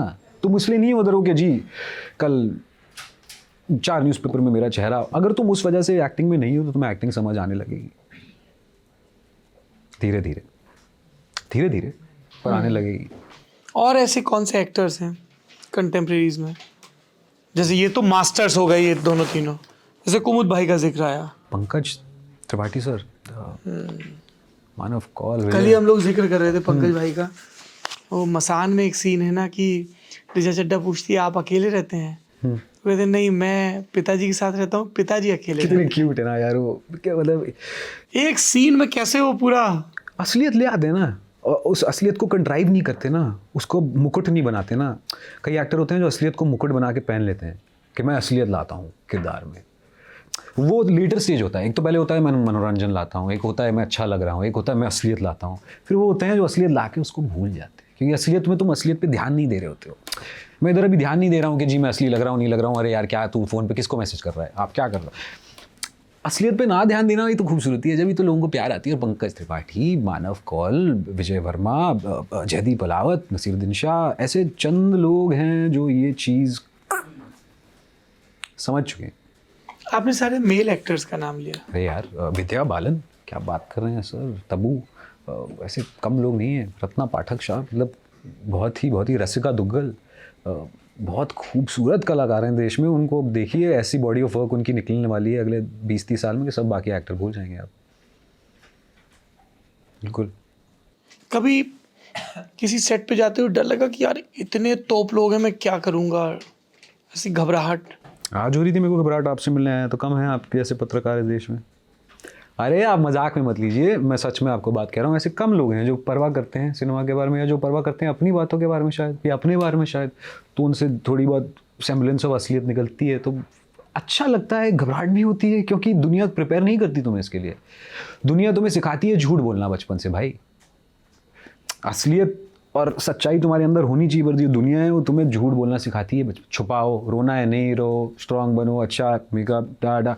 दुनिया wants you to be everything. So when you meet a real person, when you meet someone who is as real, you start feeling nervous because you care. Either you don't care कि तुम fake हो, तुम्हें नहीं फर्क पड़ता कि सामने वाला झूठा है या सच्चा है, तो फिर तुम्हें नहीं नर्वसनेस होगा। वो लोग होते हैं ना जो कहते हैं अरे मैं कभी नर्वस नहीं होता। हाँ भाई, क्योंकि तेरे को पता ही नहीं तेरे अंदर चल क्या रहा है, तो तू नर्वस कैसे होगा? तो that's actually a very good feeling. मैं नसीर सर के साथ बहुत नर्वस हो गया। आई वॉज वेरी नर्वस जब एक बार विद्या बालन के साथ एक सीन चल रहा था, because she was so present and she. किस फिल्म में? नियत करके एक पिक्चर है उनके साथ, हमने 2 साल पहले की थी। वो रिलीज हो चुकी है, प्राइम वीडियो पे भी है वो नियत। उसमें अच्छा, अनु मेनन वाली? जी, अनु मेनन वाली। And Vidya Balan is such a technical expert कि वो 11 लोगों को इमेजिन करके सामने 11 हवा से बातें कर रही हैं, पर सामने कोई है नहीं, पर वो 11 कैरेक्टर हैं उनके सामने सीन में, और एक एक्टर नहीं पहुंचा मौजूद उधर, तो वो हवा से बात कर रही हैं 11 लोगों से, और she is on the game. Like तुम भाई, she is one of the best actors in the world. तो ऐसा बिल्कुल भी नहीं है यार कि मैं औरतों का नाम नहीं ले रहा हूँ यार, सब नहीं मैंने ये नहीं कहा। हाँ, जी। और वहीदा रहमान के साथ सॉन्ग ऑफ स्कॉर्पियंस में काम करने को मिला, तो मैं Waheeda Rehman ji. So elegant, talented, beautiful. What an actor यार, व्हाट एन एक्टर, इतने present. Sir talented and beautiful बड़ी हवा वाली बातें होती हैं ऐसे लोग। No, how present is she. वो सांस ले रही हैं, उधर बैठी हैं, उस कैमरा रोल हो रहा है तो वो उधर सांस ले रही हैं। ऐसे बहुत कम लोग होते हैं यार दुनिया में, ऐसे मिलते नहीं हैं। टैलेंटेड तो आधा देश है, और खूबसूरत भी है पूरा देश। कितना ये अर्थ से भरा वाक्य ना, शी इज सो प्रेजेंट। पूरी गीता इसी के बारे में, to be present, if I may say, जी। To be present. ये है, अभी ये एक पल है, ये हमारी सच्चाई है जिसमें अपने आप को व्यक्त कर रहे हैं। That's an actor's most important job ना, to be present, to listen to your coactor. सुन रहे हो तुम सामने वाला क्या डायलॉग बोल रहा है, उसी में आधी एक्टिंग हो जाती है, उसमें ही अच्छा काम होता है। तुम अगर सामने वाले को सुन रहे हो, उस पर ध्यान दे रहे हो, उसकी खामोशी में अपनी खामोशी मिला रहे हो, उसकी आवाज़ में अपनी आवाज़ मिला रहे हो, जैसा भी है, जो भी है, साथ में एक गाना बना रहे हो, तो दैट इज़ अ मोमेंट ना। अगर हम वेट कर रहे हैं सौरभ जी अब बंद करेंगे अब बोलना, मैं अपनी लाइन बोलूँगा, वो अपनी लाइन बोल, कितना बोरिंग होता है ना। अक्सर हमारी पिक्चरें ऐसे बनती हैं, तू लाइन ख़त्म कर मैं लाइन, तू लाइन ख़त्म कर मैं लाइन। तो कम एक्टर होते हैं जो बोल गया क्या क्या क्या बोल रहा था तू, अच्छा नहीं उसको, अच्छा नहीं जी नहीं सर मैंने आप। ज़िंदगी ऐसे चलती है ना, ज़िंदगी ऐसे थोड़ी, हाँ तू क्या, नहीं मेरा नाम Shashank. That's not how life works, and there is few actors who understand that, and I have been privileged, blessed to work with a lot of them, to see कि जो ये असलियत और ला रहे हैं। नवाज का कैसा है क्राफ्ट इसमें, जो कि आपने मंटो में काम किया? नवाज भी बड़े नटखट और बहुत ही खूबसूरत कलाकार हैं। वी वर स्टक इन वसो करके एक गांव है गुजरात में, उधर आधा महीना साथ में थे, और वो कह रहे थे भाई ये मंटो बड़ा ख़तरनाक है, तो मैंने क्या सही समझ नहीं, तो he was trying to tackle with his Manto's complexities. तो मेरे को बहुत होपफुल लगा और बहुत अच्छा लगा उस पिक्चर में जाके कि इमीडिएटली नवाजुद्दीन सिद्दीकी, बहुत भारी खूबसूरत कलाकार, मंटो के बारे में पिक्चर है, कैसे वो टैकल कर रहे हैं। नंदिता दास का डायरेक्शन है, अनबिलीवेबल, नंदिता दास। तो बहुत कुछ सीखने को मिला बस उधर रह के। विजय वर्मा, चंदन रॉय सन्याल और एक दो और उसमें किरदार हैं मेरे साथ। पहली बार मैं उनसे मिला, काम करने को मिला उनके साथ, और हम सब एक छोटा छोटा किरदार निभा रहे थे, तो बहुत अच्छा लगा यार। मंटो की मैं बाज़ दफ़ा न्यूज़ रूम में इस बात का जिक्र होता है, उनकी एक बहुत पतली सी किताब है जिसका शीर्षक है मीना बाजार जी। इसमें उन्होंने फिल्म बिरादरी के लोगों के बारे में लिखा है, और यदि किसी साहित्य के विद्यार्थी को या जिसको लिखने का शौक तो मैं नहीं कहूँगा, जिसे लगता है कि वो लिखेगा नहीं तो बेचैन रहेगा। जी। शौक में तो एक है कि हाँ साहब मुझे शौक है, चलिए शाम को कंपनी गार्डन घूम कर आए या नदी के किनारे, वो शौक वाली चीज़ है। पर यू आर फीलिंग रेस्टलेस कि नहीं लिखूंगा तो मर जाऊंगा, बराबर। पर चैन फिर नहीं मिलेगा तो फिर जी जाऊँ, मतलब ऐसे हो जाएंगे। तो वो मीना बाजार किताब है, उसमें वो नरगिस और उनकी माँ के बारे में लिख रहे हैं, और दूसरे इतना जीवंत है, इतना वो उसमें हाड़मास है, धौंकनी की तरह चलती सांस है, और सबसे ज़रूरी है कि हर किरदार की आत्मा है जी। कि ब्यौरों के बाद क्या जी। क्या कैसे, कम वक्त आदमी। हाँ बिल्कुल यार। और वो असलियत, वही ना, वो मुकुट नहीं बनाते उस असलियत का। He doesn't take that seriously. Manto कभी अपने काम को पेडेस्टल पे चढ़ा के ये नहीं बोलते कि मैं दुनिया का बेस्ट राइटर हूँ। अक्सर लोग उस गलती में पड़ जाते हैं। उनको पता है कि मैं कहानी बता रहा हूँ तो हर कोने की, हर सड़क की, हर तबाइफ की, हर रिक्शा वाले की कहानी है। उनको पता है ये रस्ती कहानी, तो इसलिए तो मज़ा है उसका। इसलिए हम उसमें खो जाते हैं और उसको डिसेक्ट नहीं, उसको इंटेलेक्चुअलाइज नहीं करते, हम उसमें लॉजिक नहीं ढूंढते, हम उसमें रस ढूंढते हैं, उसमें फीलिंग ढूंढते हैं। वो जादूगर हैं उस तरीके। तो नवाज सर इसी को ढूंढते ढूंढते उस वक्त उस वैनिटी में बैठे थे। तो Manto was a different experience only all together to try and do justice to his complexity, to bring that without being theatric, without being, because उनको बहुत नफरत होती है, without being loud, and Manto would have hated it. Manto would be like, ये अच्छा है, मेरे बारे में तुम पिक्चर बना रहे हो 70 साल बाद, अब भाई तुमने उसमें वही कर दिया जो मैं जिस चीज़ से नफरत करता था। वो तमाशा, नाटकीयता, आडंबर, दिखावा। बिल्कुल जनाब, वही तो वो नहीं होने देना था और वो नहीं होने दिया। Nandita, she held on to that picture biopic, like how she directed it, and she's so good with her phonetics, with behavior, with everything कि उन्होंने नवाज को समझाया कि भाई नहीं, उधर पे नहीं, पर मेरे को सबको बताते। आपको कभी किसी ऑथर को पढ़ते हुए लगा कि यार ये इसको मैं करूँगा या कर ख्वाहिश है, कभी होता ना किसी को पढ़ते हुए? हाँ यार, बहुत सारे सर। अक्सर जैसे अब सोलंकी की मैंने किताब, इसके अभी एक लेखक हैं, ऑफ कोर्स, या अब मैं हंटर थॉमसन की बात कर रहा हूँ फिलहाल। हंटर थॉमसन एक अमेरिकन लिखे हैं, चार्ल्स बुकाउस्की है, प्रेमचंद है। इन सब की कहानियाँ हैं जो इंसान पढ़ता है और कहता है यार प्रेमचंद की कितनी कहानी है, मेरे को पिक्चरों में बनानी है, कितनी सारी नहीं, कभी आपको लगा हो कि मुझे इस ऑथर को प्ले करना है, ऐसा इस ऑथर को कि यार प्ले करना है, मैं कोई प्रेमचंद पे कहानी बनाए? शैली, सोचने वाली बात है यार ये। मैं सोचूंगा, मैंने कभी इस पे ध्यान नहीं दिया। किसी ऑथर की बायो पिक्चर में अगर मेरे को उसको निभाना हो, हाँ, मतलब मैंने कभी सोचा हमने पढ़ा, पर नहीं सर, मैंने कभी। बुकोस्की कैसा था? बुकोस्की अब जैसा भी था, खतरनाक किरदार होगा यार निभाना उसको। He was a mess of a man, but a beautiful brilliant man. पर I don't know if I thought about proactive कि मेरे को ये निभाना है, मेरे को मंटो का किरदार निभाना है, मेरे को उनके शब्द समझने हैं। पर मैं कभी इस बात में नहीं पड़ा हूँ। किन राइटर्स पे बार बार लौटते हैं कि यार? अरे यार अक्सर है, मतलब आप स्क्रीन राइटर्स की बात कर रहे हैं या नॉवलिस्ट की बात कर रहे हैं? यार नॉवलिस्ट पे तो हम फिर हाँ, मेरे को टार्कोव्स्की की राइटिंग बहुत पसंद है। रशियन राइटर्स हैं, टोल्स्टॉय हैं, दोस्तोयेव्स्की हैं, उन पे मैं बार बार वापस चले जाता हूँ, क्योंकि टार्कोव्स्की है मेरे एक फेवरेट फिल्म डायरेक्टर। बहुत ही खूबसूरत और बोरिंग पिक्चरें बनाते हैं वो, बहुत लोगों के हिसाब से। तो उनकी जो लिखाई है वो बहुत करीब है मेरे दिल के, बिकॉज वो एक तरीके का दुनिया, एक रियलिज्म हम कहते हैं या एक असलियत जो बाकी हम कहते हैं, वो दोस्तोयेव्स्की ही लाए पूरी लिटरेचर में ऑलमोस्ट। वो एक हीरोइज्म को तोड़ के एक बहुत ही मंडेनिटी में अपने कैरेक्टर को घुसेड़ के उस कॉन्फ्लिक्ट को ना सर पे चढ़ा के, तो ऐसे कम लेखक हैं। रशियन लेखकों से मेरे को बहुत प्यार है। हिंदुस्तानी गौरव सोलंकी, वरुण ग्रोवर, मैं इन सब का नाम लूँगा बिकॉज ये अब मेरे फेवरेट लेखक बन चुके हैं। कन्नू बहल, दिवाकर बनर्जी, ये सब भी लेखक हैं यार, बहुत खूब लिखते हैं, बहुत अच्छा लिखते हैं। और मैंने स्क्रीन प्लेज इनके पढ़े हैं, इनकी कहानियाँ, नॉवेल्स मैंने कम पढ़े होंगे, और मैं पिछले 5 साल बस मैंने वक्त बिताया स्क्रीन प्ले पढ़ते स्क्वायर स्क्रीन प्ले। तो दे आर अमेजिंग राइटर्स। क्योंकि हम कोई स्ट्रक्चर फॉलो नहीं कर रहे हैं, I will come back to your body of work. फर्ज करिए कि कोई आपसे कहे कि साहब 10 हिंदुस्तानी फिल्में बताइए जिन पे लोगों की बहुत नज़र नहीं गई, आपकी गई, और आपको लगता है यार ये फिल्में लोगों को देखनी चाहिए। मतलब कुछ लोगों ने तो देखी होंगी, पर मेघा ताकत आ रहा, सलीम लंगड़े पे मत रो, मैं तो कितनी सारी ऐसी होंगी यार। कोर्ट, चैतन्य तमाने की कोर्ट, अद्भुत फिल्म है। कितनी सारी सलीम लंगड़े पर मत रो इनकी फिल्म है ना, अपना सईद मिर्ज़ा, सईद मिर्जा की। ये सब 80s वाला दौर है ये है। ऐसी बहुत सारी पिक्चरें हैं सर। एक डॉक्टर की मौत, सलीम लंगड़े पे मत रो, राइट। और मैसी साहब। जी, तो हर चीज़ जो रूही ऋतिक घटक कपूर ने किया हो या सईद मिर्ज़ा ने किया हो या कौल साहब ने किया हो या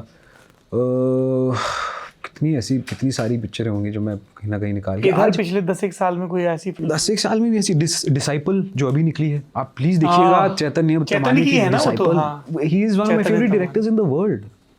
चैतन्य तमाने जैसे कम डायरेक्टर इस दुनिया में हैं, और वो 2 ही पिक्चर्स में कोर्ट और किस्सा किला। गीतांजलि जा रही है ट्रेन में, सब्जी काट रही, बात कर रही, एकदम बिल्कुल डे टू डे लाइफ। और जी जी, चौथी कूद अनूप की है ये? नहीं, चौथी कूट किसकी फिल्म है यार चौथी कूद किसकी पिक्चर है यार? गुरविंदर सिंह नहीं गुरविंदर सिंह है, जी, वही है जी। हाँ। नहीं, उन मतलब माफ़ी उनको, पर ऐसी बहुत पिक्चरें हैं पिछले 10 साल में जो निकली हैं जो नहीं लोगों ने देखी है यार, और या उनके बारे में चर्चा कम होती है, और बहुत सारी हैं सर। इट्स हार्ड, इनमें से कहीं ना शायद मेरी 1-2 मेरी भी पिक्चर हो, मैं इनका नाम नहीं लूँगा क्योंकि वो फिर थोड़ा एक अपना कुआं खोदने वाली बात हो जाती है। इनके साथ काम करना कैसा था, सुधीर मिश्रा और ई श्रीनिवास के साथ, तनाव में? सुधीर मिश्रा बहुत ही खूबसूरत कलाकार हैं, अच्छा लगा, बहुत ही टेंशन देते हैं, उनमें रेस्टलेस एनर्जी बहुत सारी कितना है। ब्रीफ देते हैं सुधीर मिश्रा सर तो सर वो आपको साल भर का ब्रीफ दे सकते हैं। सुधीर मिश्रा आपको अगर पसंद करें तो वो बैठ के आपको पूरी ज़िंदगी भी किरदार की बता सकते हैं, और अगर आपको नहीं सुनना है तो वो बोलेंगे जा कर ले। आपके ऊपर है, सुनने वाले के ऊपर है वो खूबसूरती कितनी सामने वाले से ले पाता है ना अक्सर। और ज़्यादातर डायरेक्टर्स का लोग पूछते हैं ना ये डायरेक्टर कैसा है, वो डायरेक्टर कैसा है। डायरेक्टर अलग माहौल में अलग होता है यार, अलग एक्टर के साथ अलग होता है, अलग स्क्रिप्ट में अलग होता है, अलग दिन पे अलग होता है। एक दिन पेट दर्द के साथ डायरेक्टर भी आता है, उस दिन नहीं मन करता उसका समझाने का। तो it's not a set and standard thing ना कि सुधीर सर ऐसे हैं, रीमा ऐसी है, कदम कैसा है। तो हर दिन वो भी बदलते रहते हैं, उनका प्रोसेस भी बदलता रहता है। उनको एक दिन मन करता है आपको समझाने का, एक दिन उनको नहीं, उनको लगता है यार तू समझेगा नहीं तो मैं क्या समझाऊँ। वो मुद्दे की बात भी होती है। It's a long discussion to be had, but he has that restless energy which you were describing for me for while. He is very restless. वो इतनी उससे सेट पे उतावले हैं, वहाँ यहाँ, और वो 70 साल के अब हो चुके हैं, touchwood, he is got more energy than we do. How about made in heaven? Made in heaven क्योंकि वो दिल्ली में बहुत शूट होती है। दिल्ली में ही शूट होती है जी, अक्सर दिल्ली, बम्बई। उसमें काम करने का तजुर्बा क्या है? क्योंकि वो भी मतलब उसमें कई प्रोग्रेसिव कहानियाँ भी हैं, कई रियल भी, बहुत दिलचस्प है, मज़ेदार है, और उसमें काम करना मज़ा जैसे आता मुझे है। उसमें वो राधिका आप्टे वाला जो एपिसोड है ना, where she is professor at Columbia, she is Dalit, तो कितनी लेयरिंग है उसमें। जी, वो लिखा बहुत ही खूबसूरत। ज़ोया अख्तर, रीमा खाकती, नित्या मेहरा, अलंकृता श्रीवास्तव, इनने बहुत सोच समझ के बहुत सारी जो धागे हैं ना हिंदुस्तान के, कहाँ कहाँ से मिडिल क्लास, लोअर मिडिल और क्लास, वो डोमेस्टिक वायलेंस वाला, जिसमें वो बाहर जाके दिल्ली के एक शादी होनी है, एक पुरानी गढ़ी है, वहाँ पे वो पीटता रहता है और फिर आके माफ़ी मांग लेता है, और you are rooting for her कि इसको निकल आना चाहिए इससे, right and then she goes back to him and then like right, बुरा लगता है, पर होता है यार ऐसे ही तो हो रहा है। जी जी।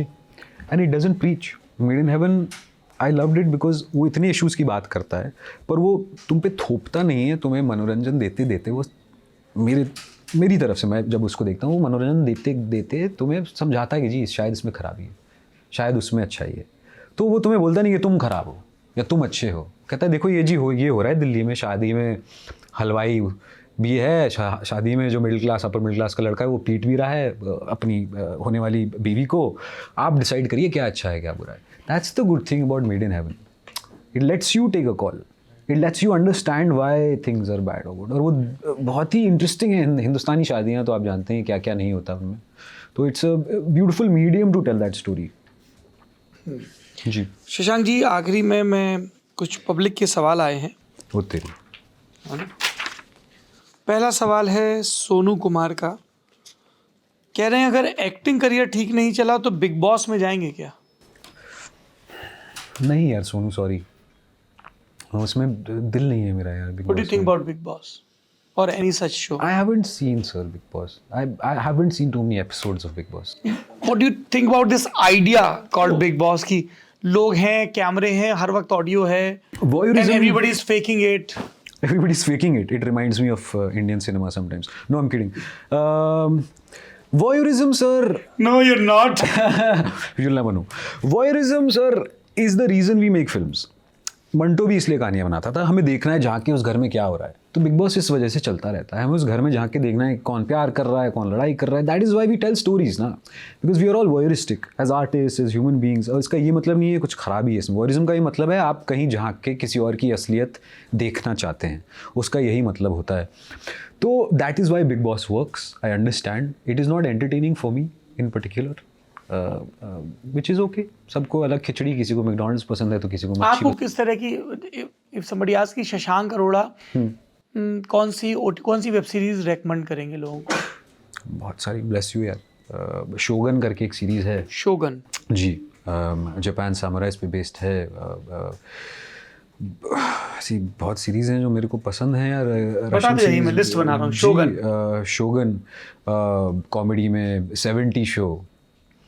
मैं तो ऑफिस भी देखता था एक वक्त, जो हिंदुस्तानी है, उसमें भी बड़ा मनोरंजन है. तो अक्रॉस द बोर्ड हम ऐसी, गारफील्ड एक कॉमेडी सीरीज़ है. बिल्कुल रायता फैला हुआ है इस मामले में मेरे मन में, कहाँ से कहाँ मेरे को हर तरीके का खाना. जी, that's how it is. Garfield. तो और कौन से शो हैं अभी? गेम ऑफ थ्रोन्स आया था, वो भी एक तरीके से अच्छा था. सीक्रेट गेम्स आया था, वो भी. जयदीप अलाव का पाताल लोक था, वो भी सही था. मेड इन हेवन भी मैं कभी कभी देख लेता हूँ. और all sorts of shows, big bang theory and 70 show. American shows भी हैं इसमें, जापानी शोज़ भी हैं. डार्क एक जर्मन सीरीज़ है, वो देखिएगा, बहुत ही खूब. राशि चंदना का सवाल है, कभी ये प्रेशर फील होता है कि आप कमल हसन के फेवरेट एक्टर हैं? कभी ये प्रेशर फील होता है आप कमल हसन की फेवरेट एक्टर हैं? नहीं, अच्छा लगता है. इतना कमाल का एक्टर कह रहा है कि मैं शशांक अरोड़ा को पसंद करता हूँ. What a wonderful validation. I mean, I don't no sir, अच्छा ही लगता है. टेंशन उसमें, डर नहीं लगता है, बहुत खुशी होती है कभी कभी. मिले आप उनसे? नहीं sir, I have never met him. I have never. क्या काम देखा उन्होंने आपका? गीता मोहनदास वाली फिल्म देखी क्या? नहीं सर, आई थिंक उनने ब्राह्मण नमन देखी थी, बिकॉज एक डायरेक्टर हैं जिन्होंने मेरे को अभी बताया कि विजय नाम्बियार, जिनने बताया कि कमल सर आपके बारे में बात कर रहे थे, उन्होंने कहा आप अच्छे एक्टर हो, तो उन्हें ब्राह्मण नमन देखी. मैं क्या जवाब दूँ, मैं क्या बोलूँ? मैं आई फील हैप्पी यार, आई फील वेरी ब्लेस्ड. और तो कुछ नहीं है सर. इसको अगर प्रेशर बना के तुम सर पे लेकर घूमोगे फिर टूट जाओगे यार. एस.के. हरिदास का सवाल है, जैसा सुनने को मिलता है कि बॉलीवुड मतलब wine, women and wealth. Okay, पता नहीं कहाँ सुना भाई. बहुत मेहनत का काम होता है फिल्म बनाना. जी. इसमें कितनी सच्चाई है? Bollywood is wine, women and wealth. काश होता यार ऐसा, तो हमारी ज़िंदगी भी थोड़ी आसान होती. नहीं, Bollywood is lot of work and lot of work and lot of work. मतलब it is of course wine, women and wealth I think is the icing on the cake if you make it in life in any sphere. पर मैं बॉलीवुड को उससे associate नहीं करूँगा यार. Sorry, इनका नाम भूल गया जिनने भी ये प्रश्न पूछा है. एस.के. हरिदास. हरिदास जी, आप थोड़ा सेट पे हमारे आके देखेंगे तो आपको दिखेगा वो खून पसीने डब्बे पे हम बैठ के चाय पी रहे हैं जनाब. माहौल ऐसा कुछ वाइन, विमेन और वेल्थ वाला है नहीं. तो आप कभी, आपको वक्त मिलेगा, आप बम्बई आके देखिए कैसे पिक्चरें बनती हैं. वो I will call it vada pav, samosa and chai, and that is Bollywood. Sandeep Singh का सवाल है, आप और इरफान जो गुलकंद का हलवा बनाते थे, इरफान बनाते थे, ये खाते थे, जी, उसकी रेसिपी क्या है? वो लेके साथ में चले गए यार. वो रेसिपी मैं नहीं बनाता था, मैं काबिल नहीं हूँ गुलकंद का हलवा बनाने के. मेरे को गुलकंद का हलवा का अंदाज़ा भी नहीं था जिस दिन उन्होंने बोला था, हे शाम गुलकंद का हलवा खाएगा.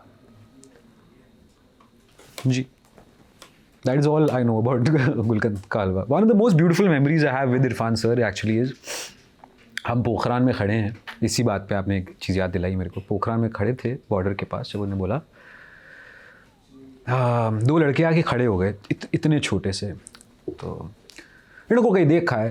मैंने कहा मशहूर एक्टर हैं, पिक्चरों में देखा होगा. कौन सी पिक्चर में देखा है? मैंने कहा लंच बॉक्स. तुम कौन हो? मैंने कहा मैं भी एक्टर हूँ. अरे इनको कहाँ देखा है बताओ?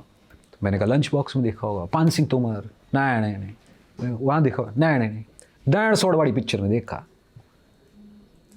उनने जुरासिक पार्क देखी थी। मैंने कहा कहाँ देखी? एक टॉकी हमारे गाँव, वो टॉकी है उनके गांव में पोखरान के बाजू में, उधर जुरासिक पार्क चलती है महीनों महीनों। उधर कोई हिंदुस्तानी पिक्चर, कोई बंगाली, कोई मराठी, कोई पंजाबी, कुछ रीजनल सिनेमा, कुछ फोक सिनेमा नहीं बचता है सर। उधर डायनासोर वाली पिक्चर देखी। सो उसी से मेरी मतलब ज़िंदगी का नज़रिया एक तरीके से बदलता है, या कि सिनेमा जहाँ जा रहा है ना, हमें कोई अंदाज़ा नहीं। जहाँ वो पहुँच जाएगा 20 साल बाद, हम सोचते रह जाएंगे कि भाई हमने अपने काम में दिल, असलियत, वाक़ियत क्यों नहीं लाई?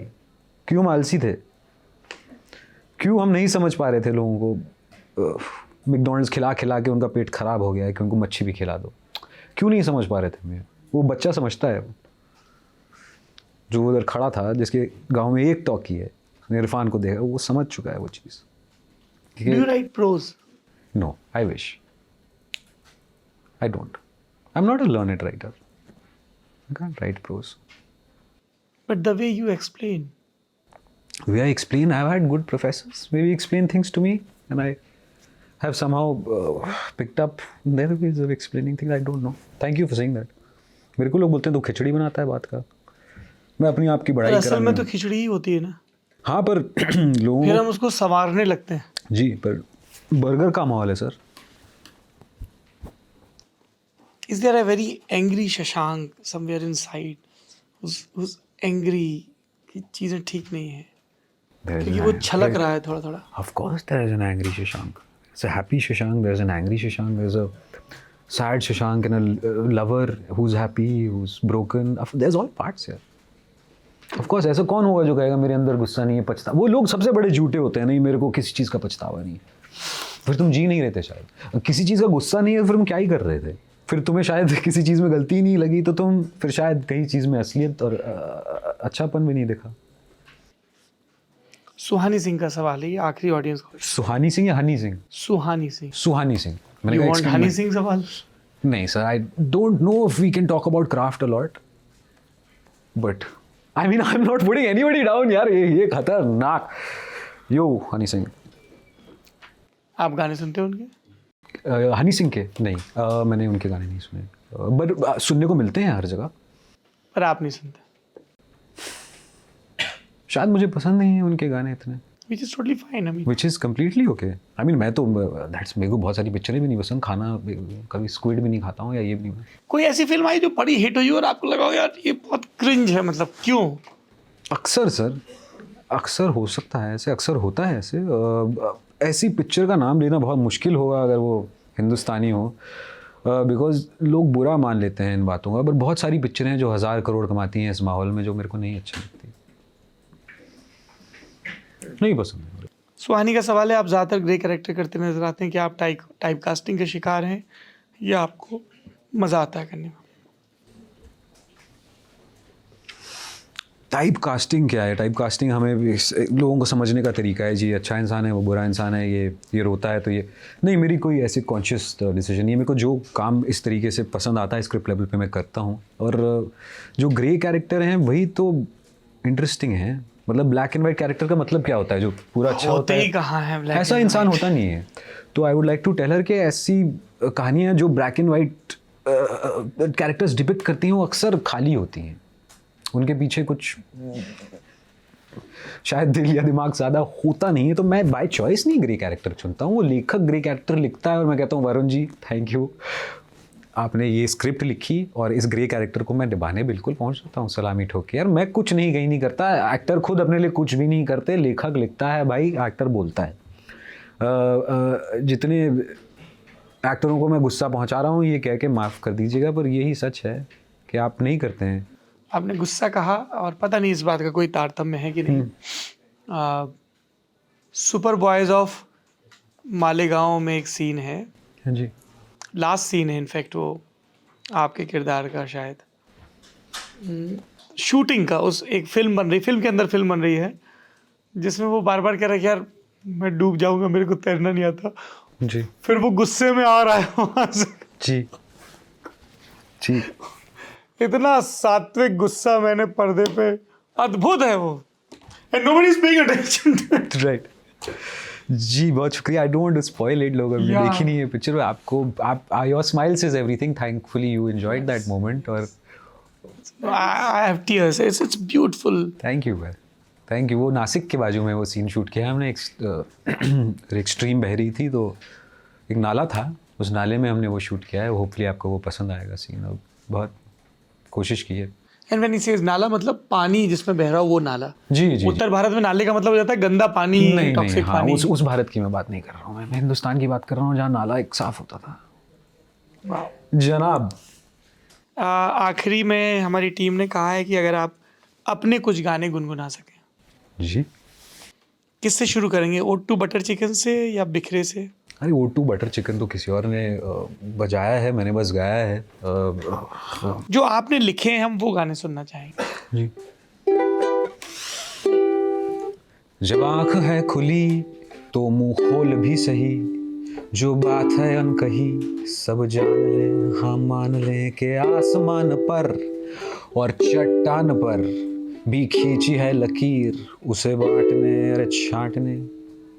और तू क्यों है डरा जब वो खड़ा, मुझको बता। हाँ जब वो हंसते हुए है बेचता तेरी हवा। ये लिख रहा हूँ मैं सर आजकल, तो ऐसा क्या कुछ चल रहा कमाल है। है, रुक क्यों गए आप? इतना ही लिखा है, उसके बाद गाऊंगा क्या? तो इतना ही कुछ लिखा है, इस पे काम चल रहा है। और मैं कंपोज करता हूँ, I am not as fluid a singer but I try to compose, और लोगों को घसीट के स्टूडियो में लाता हूँ, बोलता हूँ ऐसा गाओ, ये करो। एक आपका गाना है धमकी, जी। क्या है बोल उसके? उसके हरिवंश राय की एक कविता है, हरिवंश राय बच्चन जी की जी। कविता है, उसके बोल आधे उनसे ही हैं। जो ध्यान है अभी? जी मैंने बहुत 10 साल पहले सर ये गाना लिखा था। गुनगुनाएंगे आप? अंबर के आंगन को देखो कितने उसके, वो जो हिस्से की मैं कितने बात उसके कर रहा प्यारे था। छूटे जो छूट गए फिर कहाँ मिले, कहाँ मिले पर जो बोलो बीत टूटे गई सो तारों बात पे। कही। हाँ, अद्भुत कविता है। जी। तो उस गाने में मैंने कुछ 10-15 अपनी ही आवाज़ें डाली हुई हैं। वो मैकबुक प्रो पे रिकॉर्डेड है, वो स्टूडियो में नहीं रिकॉर्डेड है। और 10 साल पहले कुछ बनाया था मैंने उस गाने को, और इस ख्वाहिश में नहीं था कि आप लोग सब सुनेंगे, पर मैंने। Such a beautiful philosophy. Thank you, आपने मुझे man. गाना याद दिला दिया, मुझे बहुत पसंद है वो गाना। थैंक यू यार। मृद मिट्टी के हैं बने हुए, मधुघट फूटा ही करते हैं, लघु जीवन लेकर आए हैं, प्याले टूटा ही करते हैं, फिर भी मदिरालय के अंदर मधु के घट हैं, मधु प्याले हैं, जो मादकता के मारे हैं वे मधु लूटा ही करते हैं। वो कच्चा पीने वाला है जिसकी ममता घट प्यालों पर, जो सच्चे मधु से जला हुआ कब रोता है चिल्लाता है, जो बीत गई सो बात गई। हरिवंश माना राय की बच्चन। प्रिय था, माना वो प्रिय था एक कुसुम थे उस पर नित्य निछावर तुम, वो सूख गया तो सूख गया। अंबर के आनन को देखो कितने इसके तारे टूटे, कितने इसके प्यारे छूटे, जो छूट गए फिर कहाँ मिले, पर बोलो टूटे तारों पर कब अंबर शोक कब मारता अंबर शोर मचाता है, जो बीत गई सो बात गई। माना वो प्रिय था एक कुसुम थे उस पर नित्य निछावर तुम, जी। वो सूख गया तो सूख गया। मधुवन के आंचल को देखो कितनी इसकी टूटी कलियां मुरझाई, कितनी वल्लरियां जो मुरझाई फिर कहाँ खिली, वाह। पर बोलो सूखे फूलों पर कब मधुवन शोर मचाता है। Beautiful thought. It's stunning, yes. Isn't it stunning. School में पढ़ाई थी हमें ये, हाँ, और तब से मन में मेरे है जो बीत गई सो बात गई। और तब से मैंने कहा सर इनके तो कॉपी करके सर के लिरिक्स कहीं ना कहीं मैं आगे इसकी बात पढ़ाऊंगा। और ये again we are back to that Gita philosophy, right, present. Being present. what you were saying about Wahida Rehman, that she's so present. जी जी, you have to be present ना, टू लव योरसेल्फ ओनली ना, to अपने लिए ही present हो जाओ, सामने वाले के नहीं, तो अपने आप को बेचने के लिए नहीं, तो कुछ और के लिए नहीं, तो अपने लिए ही प्रेजेंट हो जाओ। एक आपका और गाना है मेरे साथियों, जी। क्या बोल है उसका?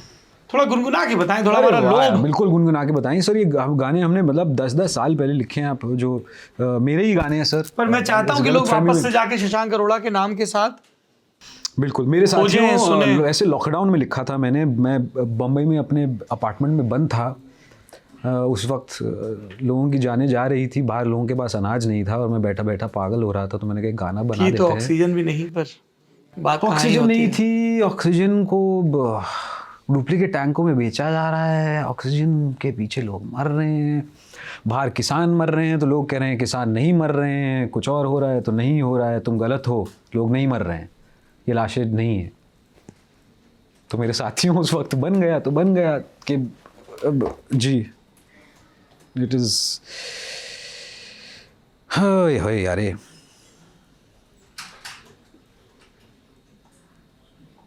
मेरे साथियों का जो शुरुआत है ना वो रॉबर्ट डिनेरो सॉरी अल पचिनो का एक स्पीच है डॉग डेज आफ्टरनून की, वो उससे शुरुआत है। वो स्पीच मेरे को बड़ी पसंद है उनकी, क्योंकि वो उसमें तुम्हें थोड़ी शायद जान या थोड़ी शक्ति देने की कोशिश कर रहे हैं अल पचिनो। तो ये ऐसा कुछ गाना है, माफ़ कीजिए मेरे स्पॉटिफाई पे ऐड है, वो जब जाएगी तो मैं ये गाना बजने दूंगा। गुनगुनाएंगे नहीं आप? मैं बिल्कुल गुनाऊंगा सर, हाँ। बिल्कुल साथ में हूँ।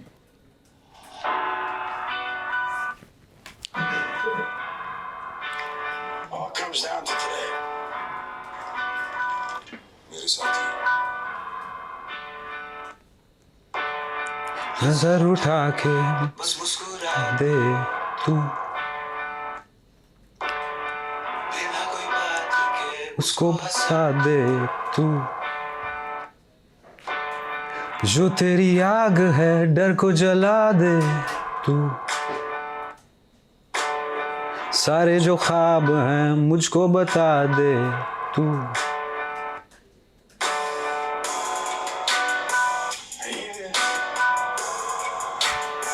यहाँ अल पचिनो आ जाते हैं। team. We're gonna cry.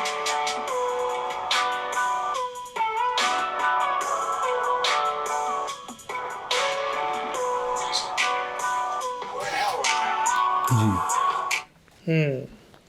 एक बिखरे करके गाना भी है जी, मैं आपके लिए पहले वही बजा रहा था उस वक्त, जो पहला गाना था। जी बहुत ख़राब तरीके से जो मैंने गाया। बिल्कुल भी नहीं। नहीं, नर्वस होता है इंसान, फूल प्रूफ थोड़ी होता है, तो थोड़े वक्त बाद बातें कर करके रिलैक्स हो जाता है। तो दोबारा सुन लेते हैं। फिर से बजा दीजिए। सुनने के मामले में मैं बड़ा लोभी जीव हूँ। मेरा कोई भी दोस्त, कोई भी सहेली वो ज़रा सा भी गुनगुना लेती हो, मैं उनके पीछे ऐसे मचल जाता हूँ जैसे एक अरसे के बाद मामा घर आए हों और आप उनसे मचल जाएं टॉफ़ी के लिए। नहीं, ये तो चाहिए और आपको पता है क्योंकि ये दिलाएगा। तो ऐसे ही लोगों के सामने बजा के थोड़ी सी नर्वस होती है, क्योंकि उनको परवाह होती है। लोग होते हैं जो मैं पता है नहीं सुनने वाले, उनके सामने तो कुछ भी समझ रहे हो, तो जिनको परवाह होती है शायद।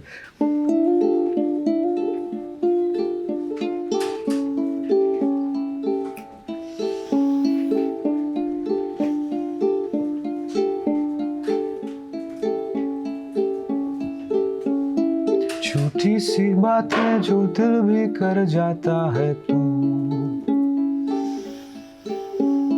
खुशपुसी क्यों ये बतलाता है तू। हो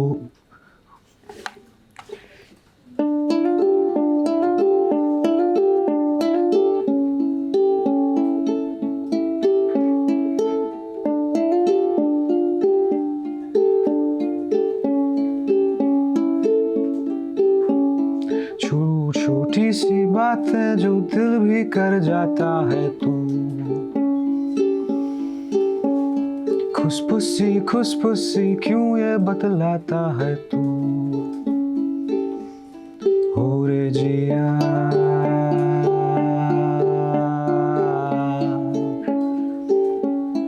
मेरे पिया,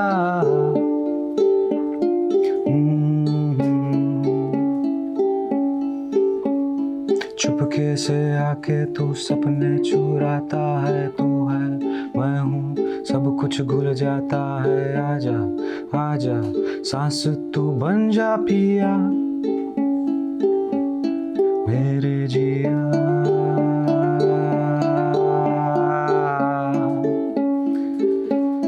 हो रे पिया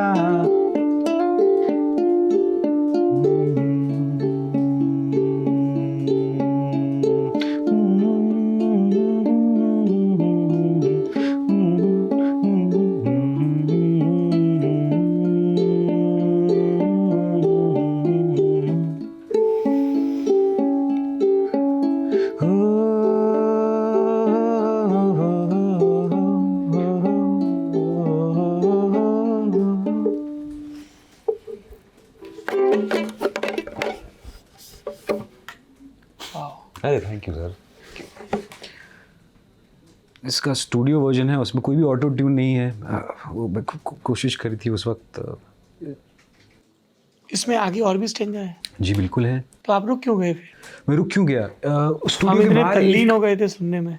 मौसमी दत्ता करके एक गायक हैं, वो स्टूडियो के बाहर थी जिस दिन मैं ये गाना बना रहा था। तो मैंने हाथ जोड़ के उनको बोला, जो हिस्सा है इसका, तु तुरुरु तुरुरु तुरुरु तुरुरु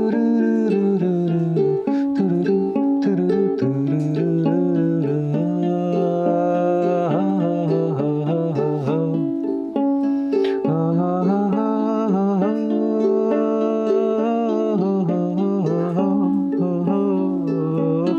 इट गोज़ देयर।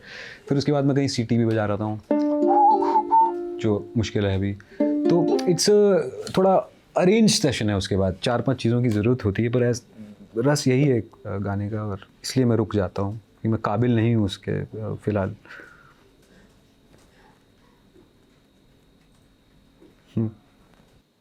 क्या सब प्रतिभाशाली लोग संशय से घिरे रहते हैं और शायद इसीलिए वो आगे बढ़ते रहते हैं? आई गेस, क्योंकि शायद अपने आप को बेहतर बनाने का यही तरीका है। शायद अगर तुम अपने आप को क्वेश्चन नहीं करो, शायद तुम अपने आप को अगर, तो फिर शायद तुम नहीं बेहतर, या तुम देख नहीं रहे हर चीज़ को गौर से आसपास। वरना तुम कैसे प्रभावित मतलब नहीं हो, कैसे तुम नहीं अपने आप में गलतियाँ निकालो, कैसे तुम नहीं उतावले ना हो, कैसे तुम 10 चीज़ें, अगर तुम्हें सब चीज़ बस खूबसूरत और सही दिख रही है तो फिर शायद बात आगे नहीं बढ़ेगी। फिलहाल बात यहाँ रुकेगी।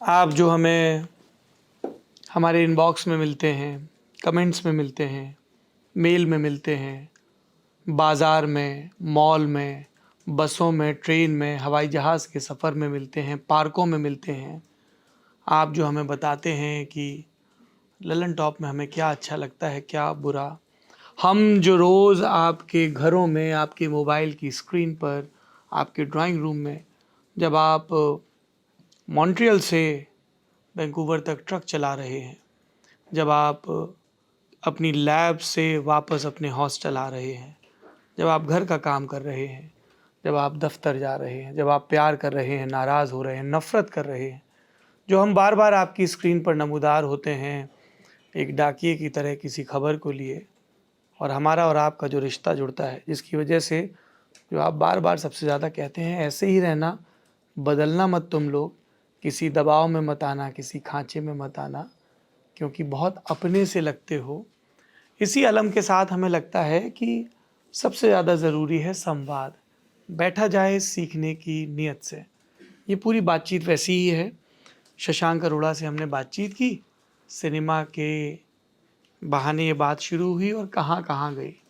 इसमें ढाणी के 2 बच्चों के सवाल हैं, भरपूर कौतुक के साथ, बेचैनियाँ हैं इस सवाल के साथ कि अगर कोई पछतावा नहीं, अगर कोई गलती नहीं, अगर कोई गुस्सा नहीं, तो जीवन ठीक ठीक कितना जिया है, और उसमें ईमानदारी वरक भर है या पूरा का पूरा उसी से बना हुआ है। इन्हीं सवालों के साथ मैं आपको छोड़ जाता हूँ, और इस वादे के साथ कि सांस लौटती रहेगी, तो इस तरह के संवादों का सिलसिला आप तक प्रस्तुत होता रहेगा। बहुत बहुत शुक्रिया। कभी कहते हैं कोई आपको सुनता है तो आपको कृतज्ञता के बोझ से भरा होना चाहिए। आप लोग ललन टॉप सुनते हैं, इसलिए हम सब बातों का ये वितान रच पाते हैं। और शशांक, सबसे ज़्यादा आपका शुक्रिया, बहुत शुक्रिया। आपने अपने विजडम को हमारे साथ साझा किया। Thank you so much. Thank you.